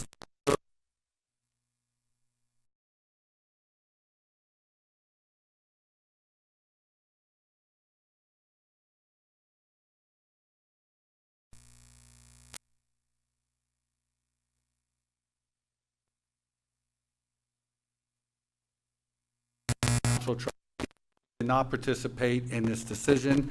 Our rationale was predicated on several facts. First of all, Parx is a known entity. They have an operating history in the Commonwealth, and we were able to research that, and our research indicates that they have a reputation for being the most professionally operated, community engaged, and philanthropic casino operations in the Commonwealth. Parx has a comprehensive compulsive gambling plan that is subject to oversight and enforcement by the Pennsylvania Gaming Control Board. That's a concern of ours. understanding the potential impacts, the negative impacts on gambling. That was a concern of the Council of Trustees. We are confident that plan is in place, and that they and their other locations have worked with local service providers to ensure that they are serving the community in the best ways possible. The other thing that we looked at, because gambling is a very controversial issue, and the fact that Pennsylvania casinos operate under the strictest regulatory standards in the country is important to us, because we understand that oversight is there and that the policing will take place within the casino. That's important to us. Also, based on the premise that the mini casino will be operated consistent with other Parx locations, we think there are significant benefits to include the creation of a state-of-the-art tourist and hospitality amenity that will bring people to Shippensburg and create another amenity that we believe will benefit the community. The creation of 200 hospitality-related jobs with an average salary in excess of $40,000 for full-time employees is significant in our region, significant in any region, but especially here. The opportunity to develop internships and scholarships for Shippensburg University students is important, especially for our College of Business, our software engineering programs, our computer engineering program, and our social work program is important to us. And we anticipate a relationship between the university and Parx consistent with what they've developed with other higher educational institutions in and around, especially Bensalem and the like. So we believe that the Parx relationship with the community, with the university, is one that will be impactful and there will be benefits for everyone, and we believe that the community will ultimately benefit from having them in our area here. Now I'm going to transition to my role from Shippensburg University to that as president of the Franklin County Area Development Corporation, and we are a one-stop economic development corporation charged with delivering economic development resources in Franklin County, which obviously, as you're very much aware, is a neighboring county to Cumberland. The Parx decision to locate in Shippensburg Township stand to have consequential regional economic impacts, many of which have been outlined in today's presentation. In addition to the construction of the 65,000 square foot facility, it will have a catalytic effect in spurring additional commercial and hospitality development, hotels, restaurants, retail centers in the greater Shippensburg community. The tax revenues generated by the mini casino for both Cumberland County and Shippensburg Township will allow for effective management of future developments so that they will be community enhancement. We don't believe in developing for the sake of developing. We develop to ideally enhance the community, enhance the quality of life for those living in the community. And like the Lourdes Performing Arts Center, projects such as the Parx project have regional impacts. As we work collaboratively across South Central Pennsylvania, and especially between Franklin and Cumberland counties, to enhance our economies, these types of projects benefit the greater population regardless of what county they are located. So with that, I thank you for the opportunity to be here today. So that is the end of my list for community groups. So we will now move on to the individuals that have registered to speak. As I say your name, if you could please stand to be sworn. Teresa Myers, Martin Bigler, W. Mickey Nye, James Rogers, John Dyson, Tom Horvat, Rachel McKinney, Zoe Williard, Sally Hershey, Kirk Wilson, and Jody Corbett. Please raise your right hand. Do you swear or affirm that the testimony you're about to give today is the truth, the whole truth, and nothing but the truth? We will begin with Teresa Myers with Martin Bigler on deck. Hello, my name is Teresa Myers, and I live in Upper Mifflin Township. But the reason in Cumberland County, the reason I came is because Shippensburg is my town. This is where I go to the doctor, where I go to the church, where I eat out, and the grocery store. I want to state my support for allowing the mini casino.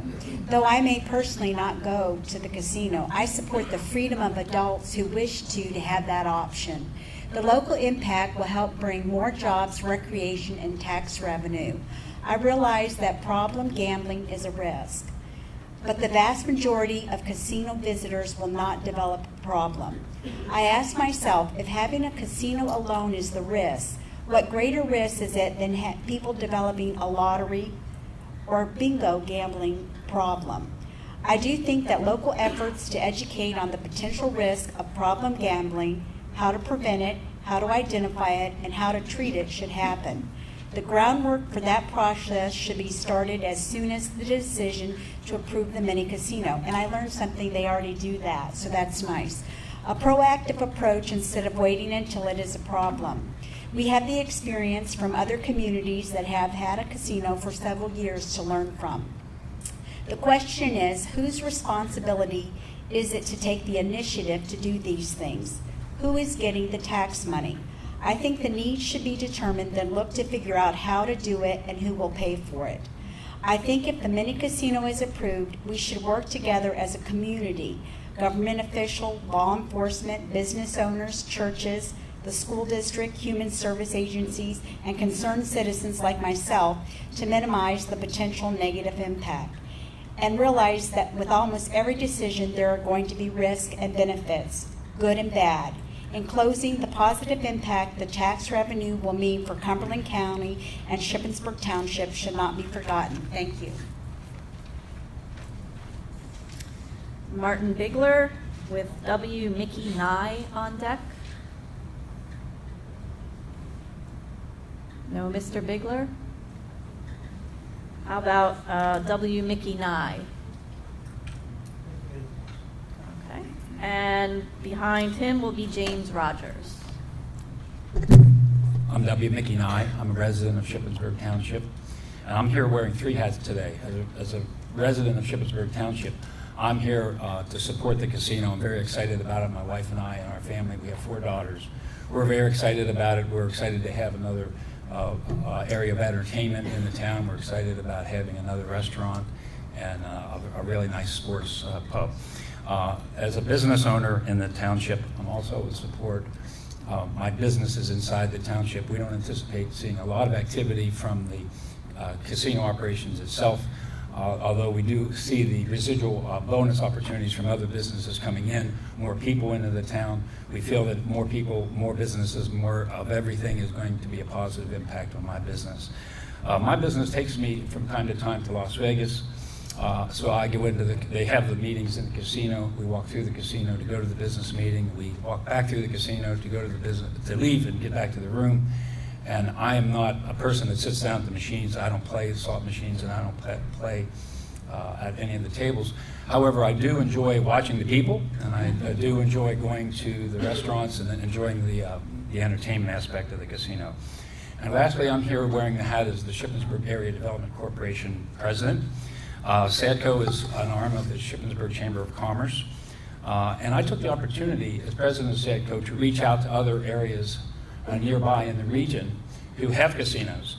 I reached out to the Economic Development Authority, a person from Allegheny Township, which is in the state of Maryland.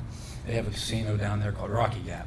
So I reached out to that Economic Development Authority and I asked them specifically for the negatives. I asked them about, is there an increase in drinking? Is there an increase in alcoholism? Is there an increase in problems with gambling and addiction? Is there an increase in crime and other bad things? And they were very positive about everything they had to say. They talked about these things have not changed in any regard from a result of the casino. They basically talked about everything that was the positives, particularly the economic impact, the fees that were generated, particularly in Allegheny County. The funds are used to support the EMS, to support local utilities, and they're also giving grant opportunities to the colleges, Frostburg and Allegheny. It used to be Allegheny Community College. I think it's now a university.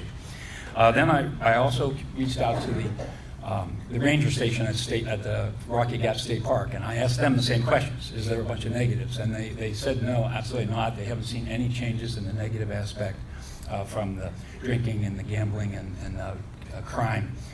They also said that not only did it help the region, but it has also helped their state park, because their state park was starting to deteriorate. The hotel there, the Rocky Gap Resort, was starting to go downhill, and having the casino come in has been a huge economic boost to that, and now it's a thriving resort.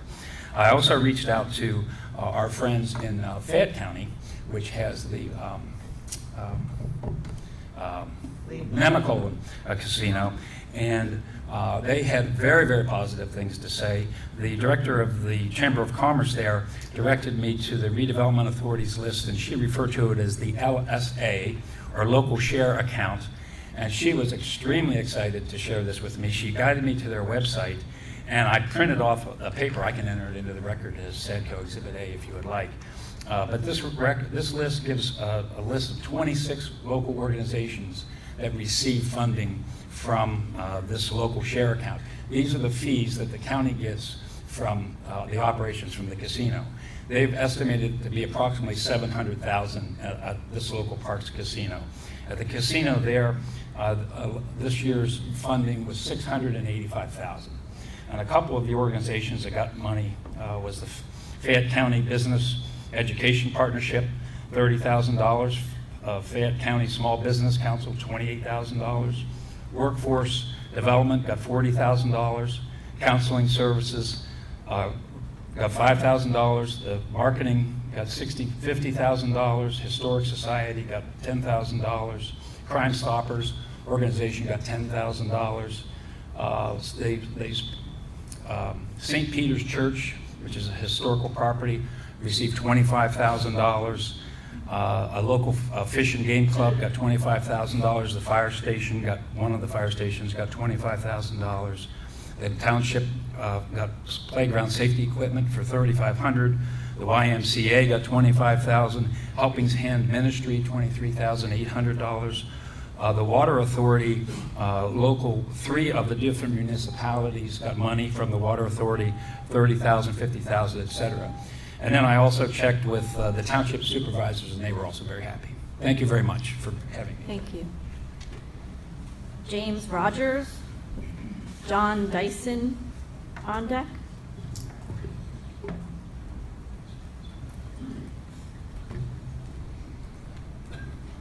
Hello, my name is Jim Rogers. I am the senior pastor at Shippensburg First Church of God, and I think I speak on behalf of many of the congregations in Shippensburg, which there is 40-plus churches in Shippensburg.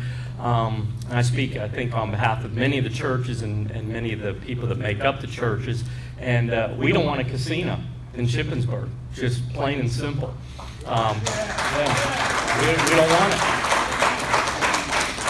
It brings with it a chance of increased crime, as you've heard, increased addictions, possibility of organized crime, prostitution, and many other things. And any of the possible financial resources that may come to human services because of their presence will be absorbed because of increased need. So rather than asking the casino for money to meet the increased need, how about we just don't have a casino? Amen. Then we don't have the problem. And so I hope that the board realizes the negative impacts. I consider Shippensburg to be a hallmark town. I moved here with my family about 4 years ago, and we just love it. To us, it's the quintessential small town America, and neon lights and casinos don't fit into a hallmark town. Right. So I hope you decide to deny the request. Thank you.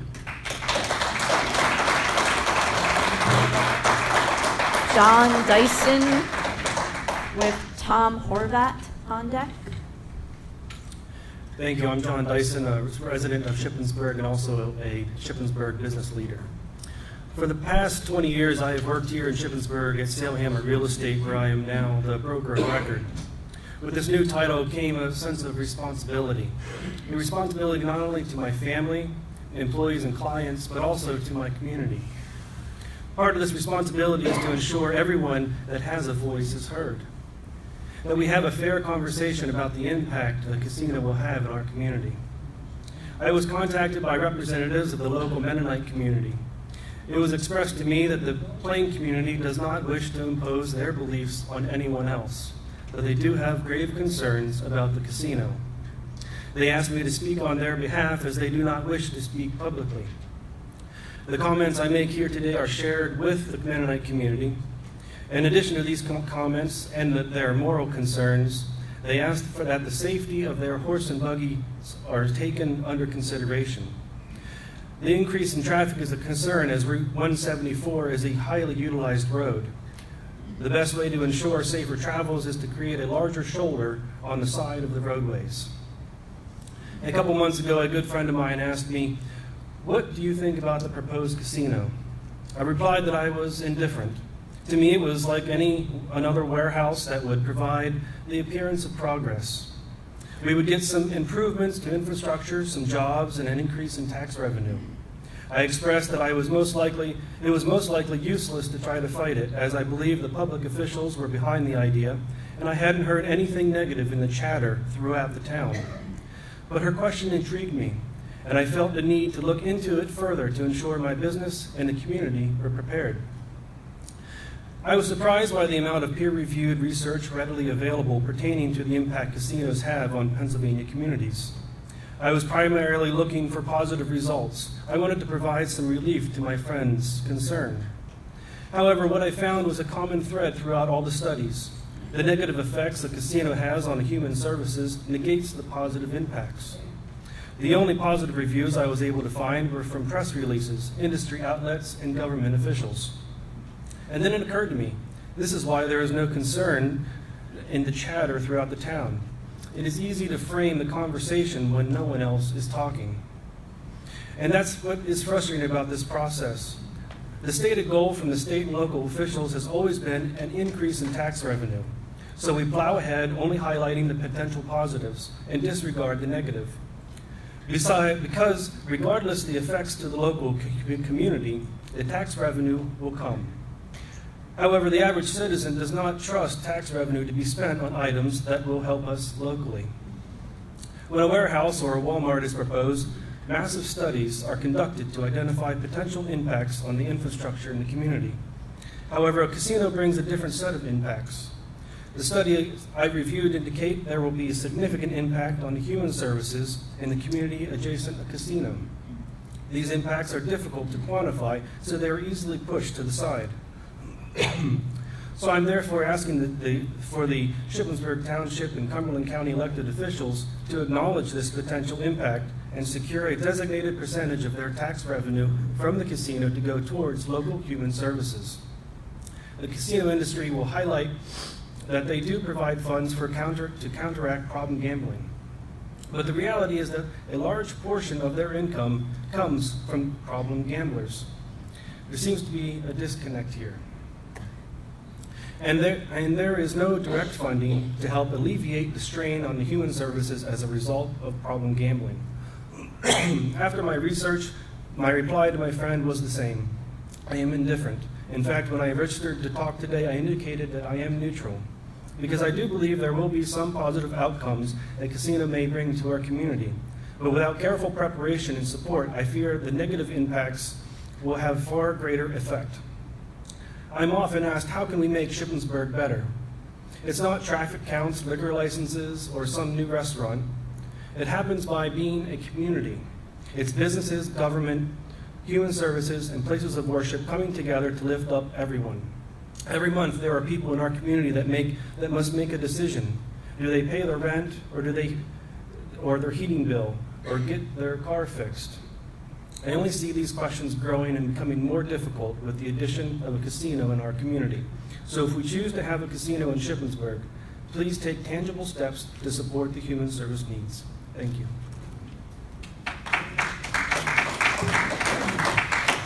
Tom Horvat with Rachel McKinney on deck.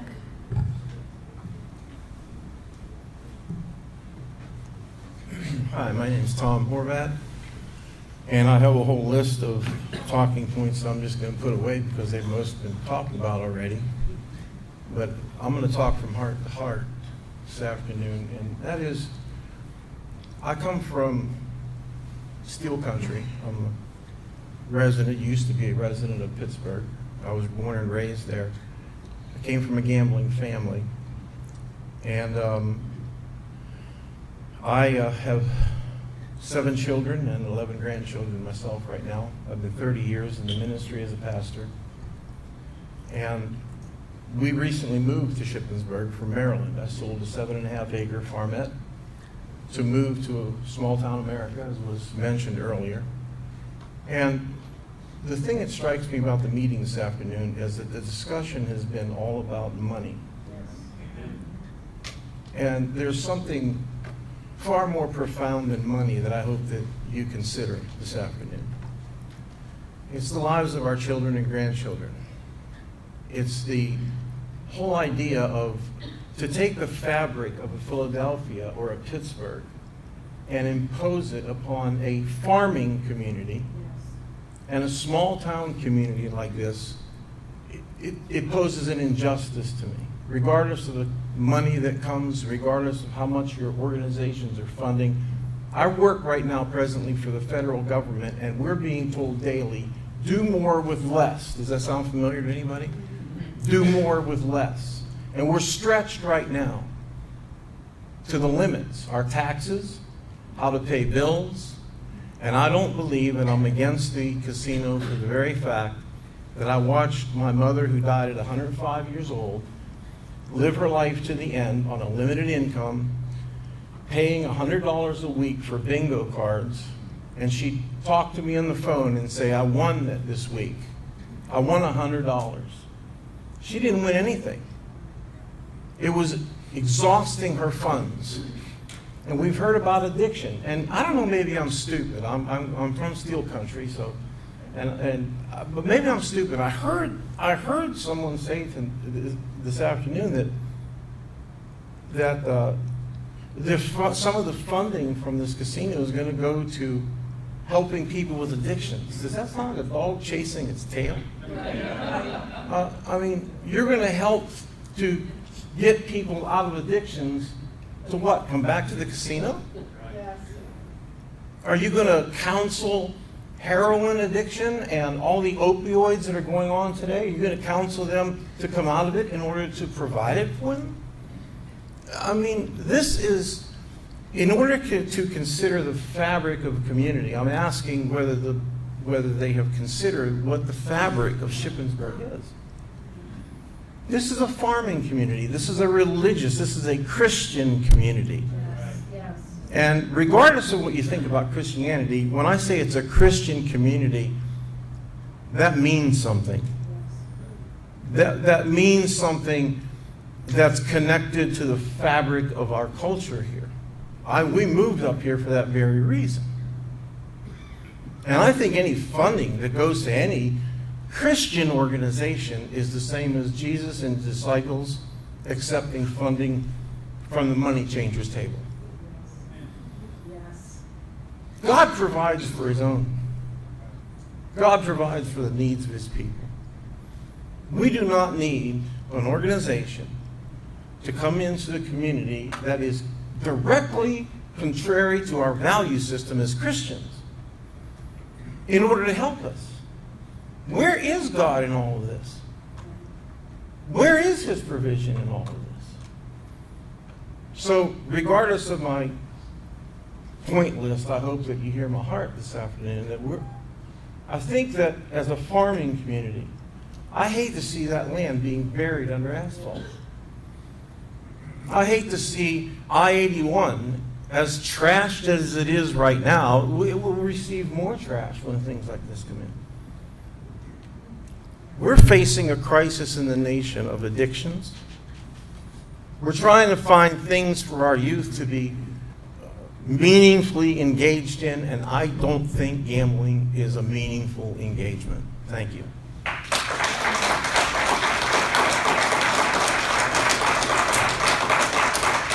Rachel McKinney with Zoe Williard on deck. My name is Rachel McKinney. I did not plan to talk about addiction when I put on the list, but I think I must. I stand here today. I am a food addict and a diabetic. I do not take any medicine. I'm 83. I don't take any medicine at all for my diabetes because I made a decision to deal with it. number of years ago, because I am an addict. Whether or not we put this casino into Shippensburg is not going to make a people an addict or not an addict. Because we put in shopping malls, shopping addicts are taken advantage of every day. I talk to people, seniors. I'm a senior. I'm on the advisory board of the Cumberland County Office of Aging. I'm very active in the senior center here, and by the way, we would like some money too. While we are supported, by the way, all the seniors in Pennsylvania by the lottery money.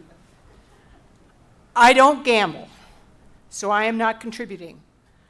I might find myself at the restaurant for some good, healthy food, but I won't be gambling. But I live one street from Shippensburg Township, right near the university, among all the students. When I first moved to Shippensburg in 2008, my sister said, I said, I've never lived anywhere. By the way, I lived for 39 years in Southern California. I was there all during the 70s and 80s. I know all about drugs and everything, okay? When I moved to Ship, I said to my sister, you know, there's no bad area in Ship. And she said, oh, yes, there is. And I said, where? She said, where you live. And I said, really? She says, yes, that's the student area. And Steve on, what's that street? Richard, is it? Yes, dear. Shippensburg Township hires a former police chief, I think, and some of his people on a Friday night or a Saturday, anyway, Saturday night, to keep control there for the students. And they do a wonderful job, but it's a really poor Shippensburg Township. 1/3 of it is the university. No, they don't get any tax revenue at all. So one of my jobs 100 years ago was in commercial real estate. So when I saw that they were looking at that piece of land, I can't think of any place better to put something like a casino, because there are no houses close by. It's all off by itself, and by the way, there will be probably a hotel there at some point by somebody.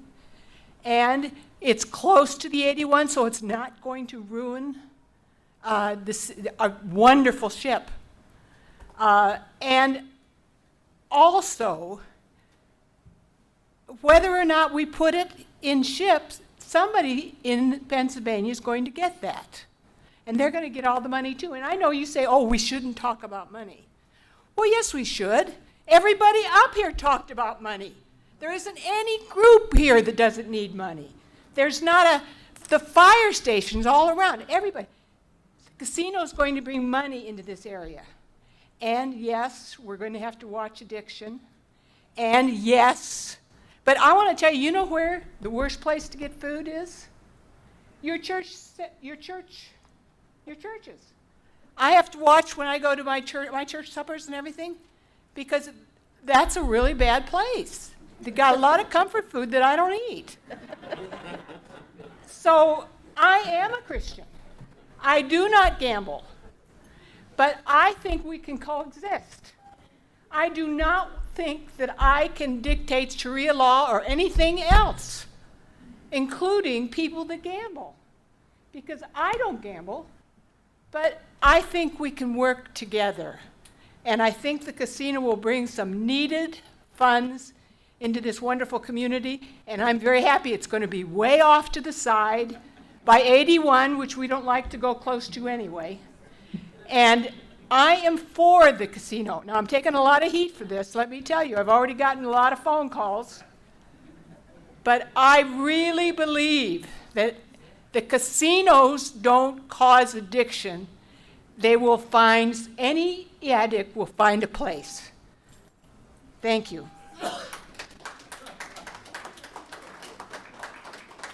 Zoe Williard with Sally Hershey on deck. Hello, everyone. My name is Zoe Williard, and I'm a senior at Shippensburg Area High School. I'm here to voice my opinions as to why I oppose the potential arrival of a casino. The installation of a casino is problematic for many reasons. First of all, as of 2016, 34.2% of Shippensburg residents earn an income below the poverty line. This makes our town a very low-income community. The proposed casino is said to bring about $50 to $55 million worth of revenue. If that's correct, I believe I read that on Penn Live. The Shippensburg Township would only be receiving about 2% of that revenue. A community where over a quarter of its residents live below the poverty line deserve more than 2% of that revenue. Even if we would be getting more, the revenue created by casinos is not given back to the community. A good example of this is Atlantic City. The National Association of Realtors states that communities within 10 miles of a casino double their rates in problem gambling and also experience higher rates of home foreclosure, economic distress, and domestic violence. Not only would we not be economically benefiting, we would have to inevitably increase our local police and highway patrolling, which would be even more of an expense. Second, and finally, our town is not prepared or equipped for the psychological effects that casinos and gambling create. Between the years of 2012 and 2016, Pennsylvania was recognized as having the 27th highest suicide increase since 1999. This is a serious concern because the National Council on Problem Gambling states that 1 in 5 pathological gamblers attempt suicide. To further illustrate my point, a town in Mississippi experienced a 213% suicide increase in only 2 years after the installation of a casino in their town. Is our town prepared to combat such serious and telling statistics? If our community wants to consider having a casino, we also need to consider increased local police resources, local medical resources, local addiction rehabilitation and treatment facilities, more local jobs. All of these things residents of this community have been told that we do not have the means for. I am only 17, but in a few years I will be allowed to gamble, and so will all of my friends. Bringing a casino into a college town full of young adults with new freedoms such as gambling is a recipe for disaster, and if I may be so bold, feels like a very strategic move taken by the Greenwood Gambling Corporation, and it is very insulting. I strongly oppose a potential casino in the Shippensburg Township because the disadvantages strongly overshadow the benefits. Thank you.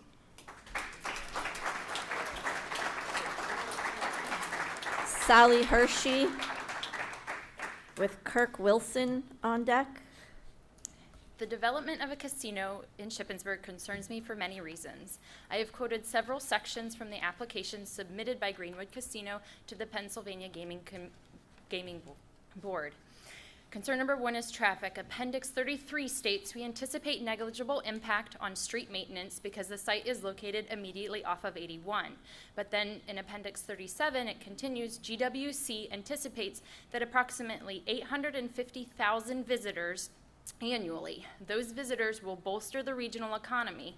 That's an average of over 2,300 visitors daily with only 500 parking spots, and are suggesting they will spend money in our town on lodging, retail, and other goods and services, but not use our roads to get there, I guess. Those who are locals can agree, if possible, you avoid going through town during rush hour, because what normally takes about 5 minutes can easily take 20 minutes or more. And if there's an accident on 81, the number of trucks rerouted through can be astronomical.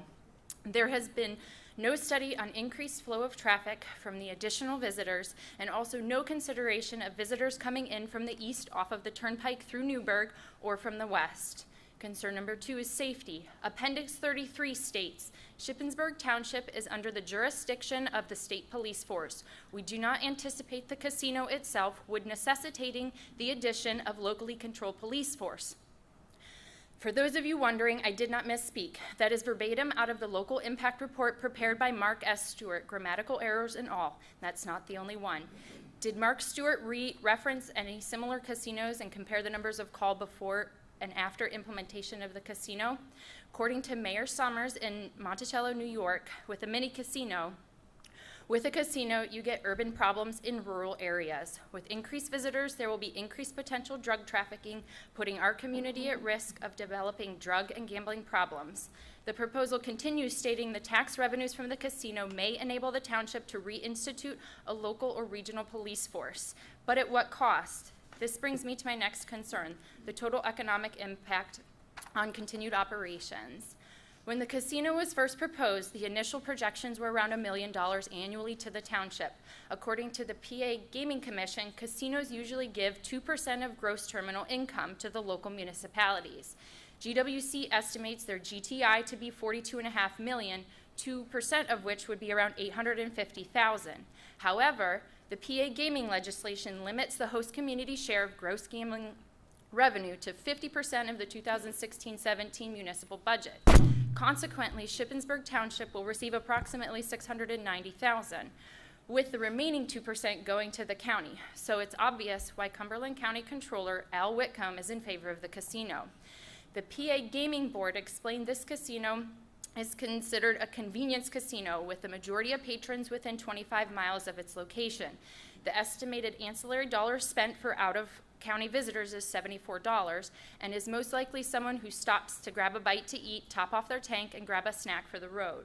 Remember, throughout the proposal, GWC emphasizes their estimated 850,000 visitors who will bolster the regional economy. In review of the ancillary spending profiles, the number of visitors estimated to be drawn to the community is only 425,000. So either their initial estimates are off, or they know in reality only about half of the visitors will spend additional money within the community. Appendix 37 also states the total economic impact of ongoing operations in Shippensburg is projected to be $74 million, Table 4, and create 320 jobs in the township. However, if you review the table, it states $42.9 million and 160 full-time jobs. So which is it? Or is that just another? GWC is projecting close to $90 million of investment for their casino. Watch Manuka, aka Bob Manukin, is the primary shareholder listed as owning over 87% of this new casino. He is a wealthy businessman based in London and California with an estimated net worth of $850 million. With our local community, we'll be getting some of that money from the casino, but it's a mere drop in the bucket compared to the return on investment Bob and the other distant owners are expecting. Remember, the majority of visitors will be coming from within 25 miles of its location. In reality, more money will be going out of the community than coming in because the source of the money is within the community. Our local money will mostly be going to support their continued success out of state and country. We are little peons in their big boy game of business. They don't care what happens to our little town. They merely want to make money, leaving our small town to deal with the complications of such an establishment. I found it rather sloppy, the numbers of mistakes I discovered in the proposal prepared for the PA Gaming Commission. If they are carelessly threw their application together, what does that say about their level of concern for the community? They are just trying to make a buck.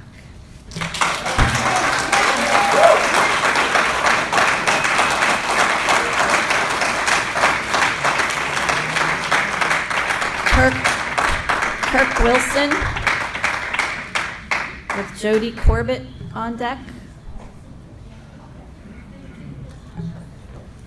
Good evening. My name is Kirk Wilson. Most of you may know me. I spent 26 years as mayor of Carlisle.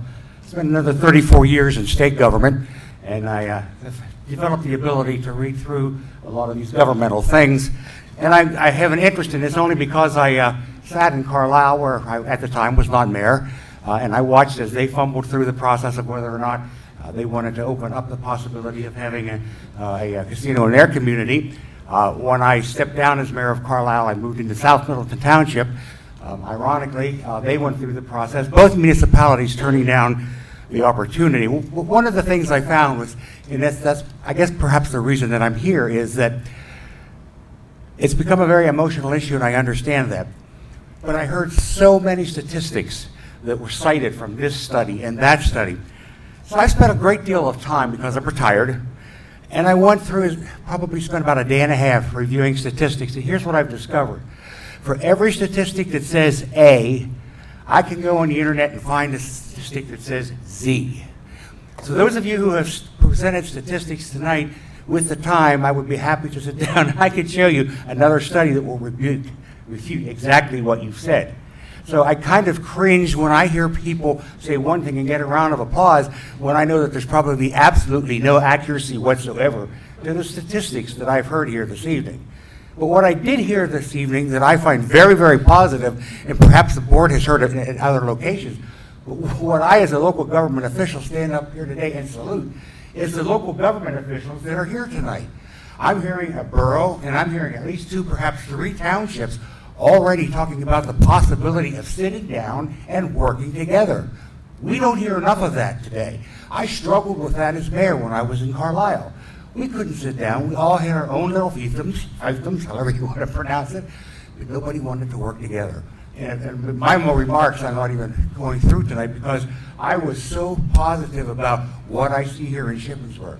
I think that the Gaming Control Board has the responsibility, obviously under law, to move forward and make a decision. And I think that they would be placing a great deal of trust and responsibility, and rightfully so, in Shippensburg Township, Shippensburg Borough, also in the, help me with the other township. Southampton, and the other one. Southampton, Frank. Yes, that's it.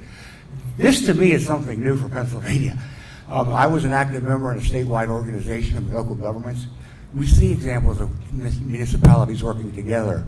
I think this is a wonderful thing, and I think perhaps it could set an example, perhaps statewide, for other possibilities for municipalities to get there. And I'm not talking about gaming. I'm talking about a community in south central Pennsylvania where 4 municipalities put their heads together to develop a gaming casino, working with the owners and within the constraints of the Gaming Control Board, but then perhaps even later on, going on and tackling other issues. I heard talk about water and sewer. That's a big issue, especially if you're starting to develop and promote it. So I come here tonight to say that the Gaming Control Board can provide the opportunity for 4 municipalities to start working together and stepping forward. Now you would ask, why would somebody like me drive 18 miles to Shippensburg provide testimony? I'm looking for a job. Thank you very much. Jody Corbett.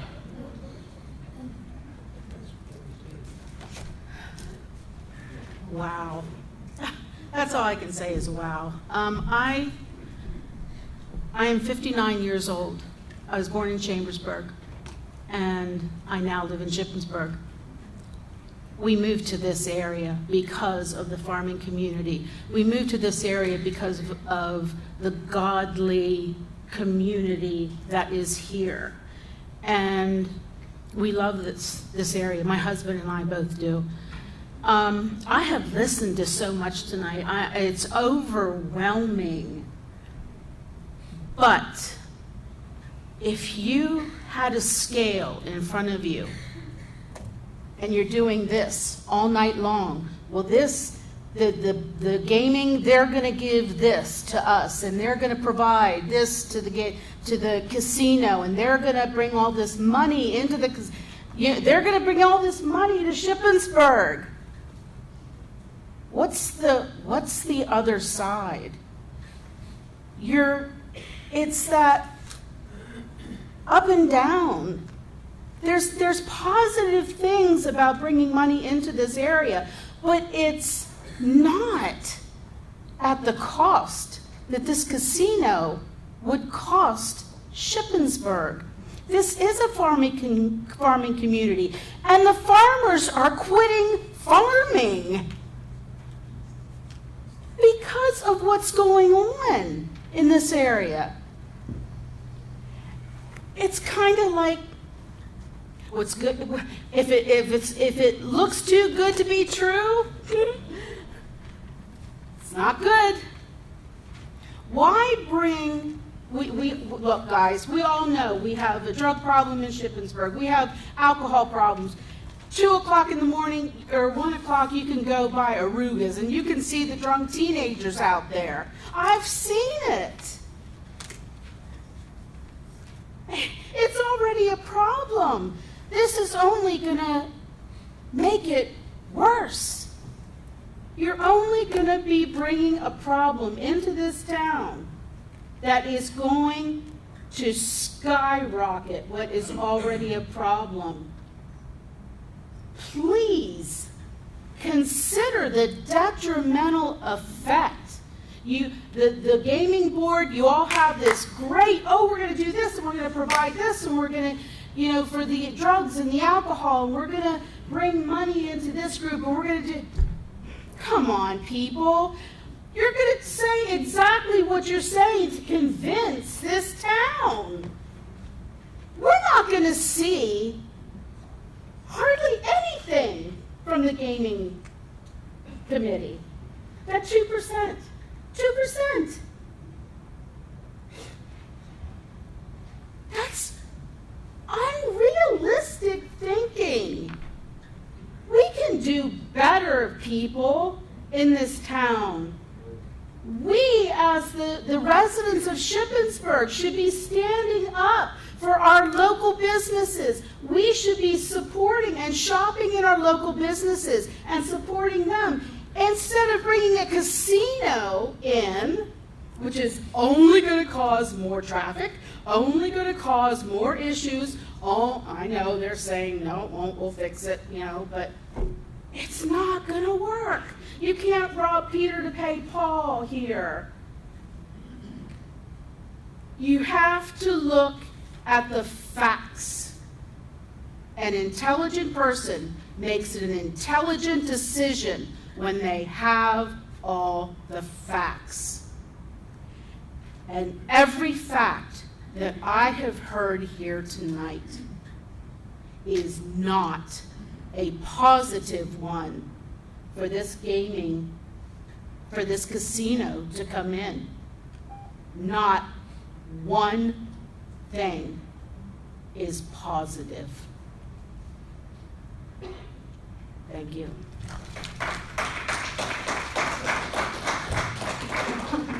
We'll recall Martin Bigler.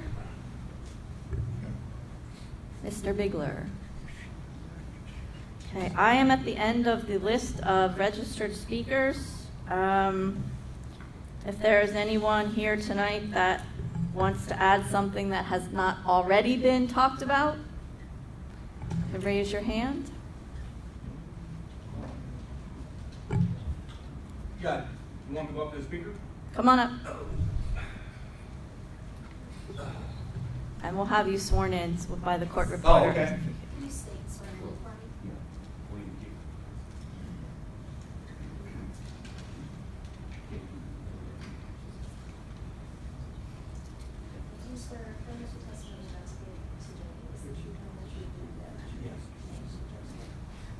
And if you could tell us your name as well. Yes, Bill Kiefer, William Kiefer. I live on Kramer Road, and I'm one of the 5 houses that's on Kramer Road.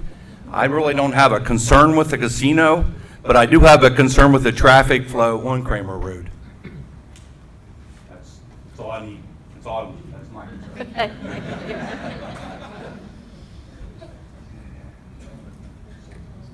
I see a hand in the far back. And 2 hands. Did we give the website for those that perhaps don't want to come up and talk but want to submit testimony, or are we going to, so in case they don't want to come up?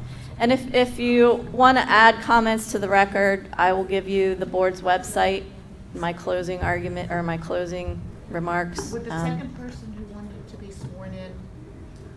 Was there another hand? And go over to the court reporter. Let's do it both at once. Last call. Last call, yes.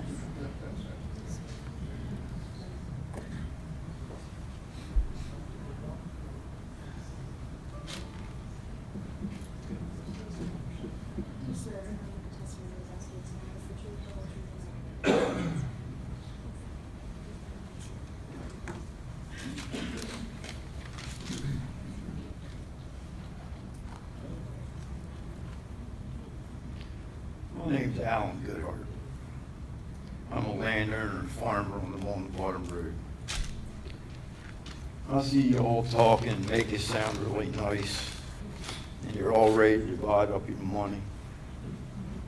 Each and every one of you, and I'm kind of ashamed of you.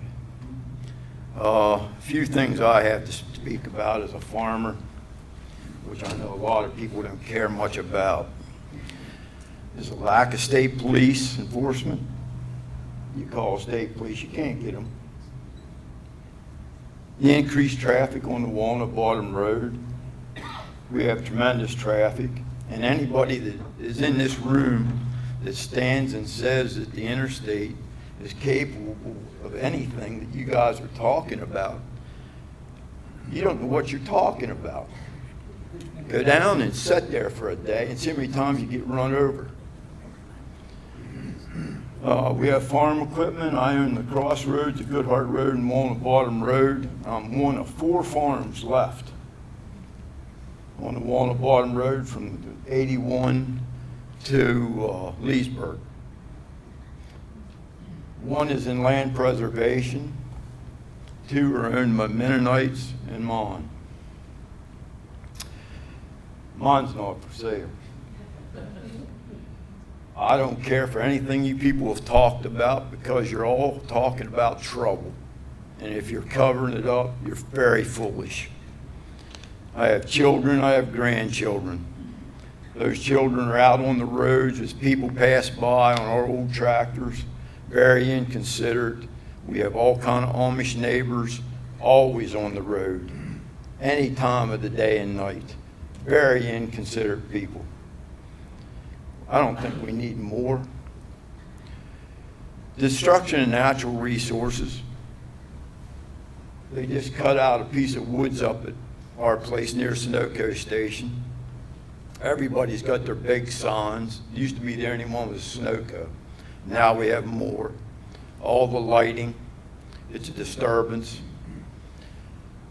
We have traffic all hours of the night and day with tractor trailers that shouldn't be on the road, but nobody cares. State cops don't want to do anything about it. Township don't want to do anything about it. Go through Shippensburg and count the tractor trailers going through Shippensburg. If you can't count them, you're blind. Call the state highway department. In the wintertime, they don't maintain the roads. People crashed into the barn. We've had drug, alcohol, all kind of wrecks at our place. They don't slow the traffic down. Last time I seen a state cop sitting on 81 was on a Sunday morning going to church, sitting in the Bicycles parking lot. I've called numerous times for our township road, which is posted 25 miles an hour. Every time I see a state cop on that road, it's going from Walnut Bottom Road to 11. Never sitting, never controlling traffic, never seen a person pulled over. Have taken license plate numbers of tractor trailers that ran over my property. I own the corners. They have ran over my property, destroyed property. Give them license plate numbers and everything else. Not a one has ever come back to me about recouping. It's not the point of recouping money. It's a point of respect. People crash, they run through our fields. We have all kind of litter. Well, of course, maybe the highway might pick the litter up 2 foot off the road. That doesn't account for the litter. It's all through my fields getting buried every year. Does anybody care? No. The immorality of just the idea of the gambling casino coming in our area with the amount of Mennonite church organizations that we have, I think is appalling. Everybody is hunting tax money. All we hear is about the fire departments. True, we need fire departments. But gentlemen, do we have to build things elaborate and big? We're taking care of a college. How much unnecessary things do we do? Yet you send pamphlets out for us to donate. Then we do donate. Excuse me, sir. Could you direct your testimony to the board? Well, the fire companies. Everybody donates to the fire companies. Your time's up, but you can submit online. I have submitted online, but I made it here in today because I was working. Thank you. Thank you for your time.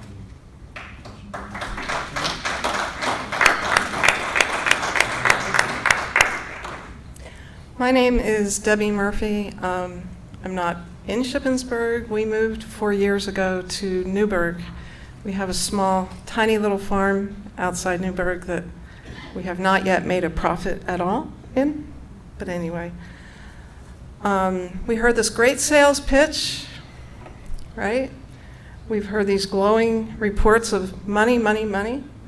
And I did some research today, and it's not always like that. It doesn't come out that way. I'm hoping this is not a done deal. Have you already shake hands? You already decided we're going to have this here? We moved here because it was a nice place. We love the area. You're going to have to prepare to build some homeless shelters if this goes through. You're going to have a lot of problems, a lot more people on welfare, a lot of kids growing up with dads who go there and drink and lose their money. I mean, it doesn't take a genius to know what's going to happen. Now, let's be real. Forget the glowing promise of riches. Gamblers will come off Route 81. They'll come to the casino. They'll leave off Route 81. They're not going to come into town and go to our little shops and help our little shops survive. They're going to come to the casino. They're going to leave broke most of the time and leave back up Route 81. I have some papers I'd like you all to read. Atlantic City, a third of the town's local businesses closed within 4 years of a casino opening in Atlantic City. We used to go to Atlantic City when I was a kid, little kid. I'm older than I hopefully look, but anyway. It was a nice place then. After the casinos came, it was no longer a nice place. Casinos do not revive local economies. They act as parasites upon them. Communities located within 10 miles of a casino exhibit double the rate of problem gambling. Unsurprisingly, such communities also suffer higher rates of home foreclosure. That's really something we need, isn't it? More home foreclosures and other forms of economic distress and domestic violence. This is statistics. This is actually true. Here's an article on gaming the poor. Most of the people who come to these casinos who make the money are the poor who do little bits here, little bits there that add up because the casinos want them to come day after day after day or week after week for the whole year. How gambling contributes to inequality. Gambling is a form of economic predation. Today, among massive budget shortfalls, politicians are scrambling to find new sources of revenue in the hope to solve their economic issues. But the effects of the expansion of gambling on low-income and disadvantaged individuals have failed to receive adequate consideration. We are in the low-income bracket. We're doing okay. I think this is a bad example to the children. I'm a member of the Church of Jesus Christ of Latter-day Saints, and morally and spiritually, I am completely against gambling in all of its forms. I don't believe that we should be using money from something like gambling to support anything in our communities, because I believe it's an evil thing. Thank you very much.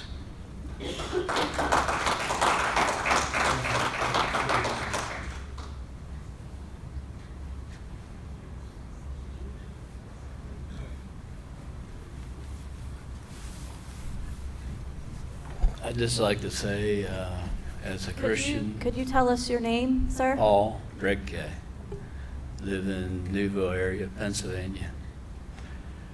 As a Christian, I really don't want gambling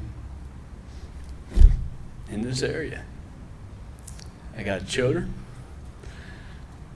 and I hope my 2 cents means something, and I hope that that you'll not allow the gambling to come to this area. So,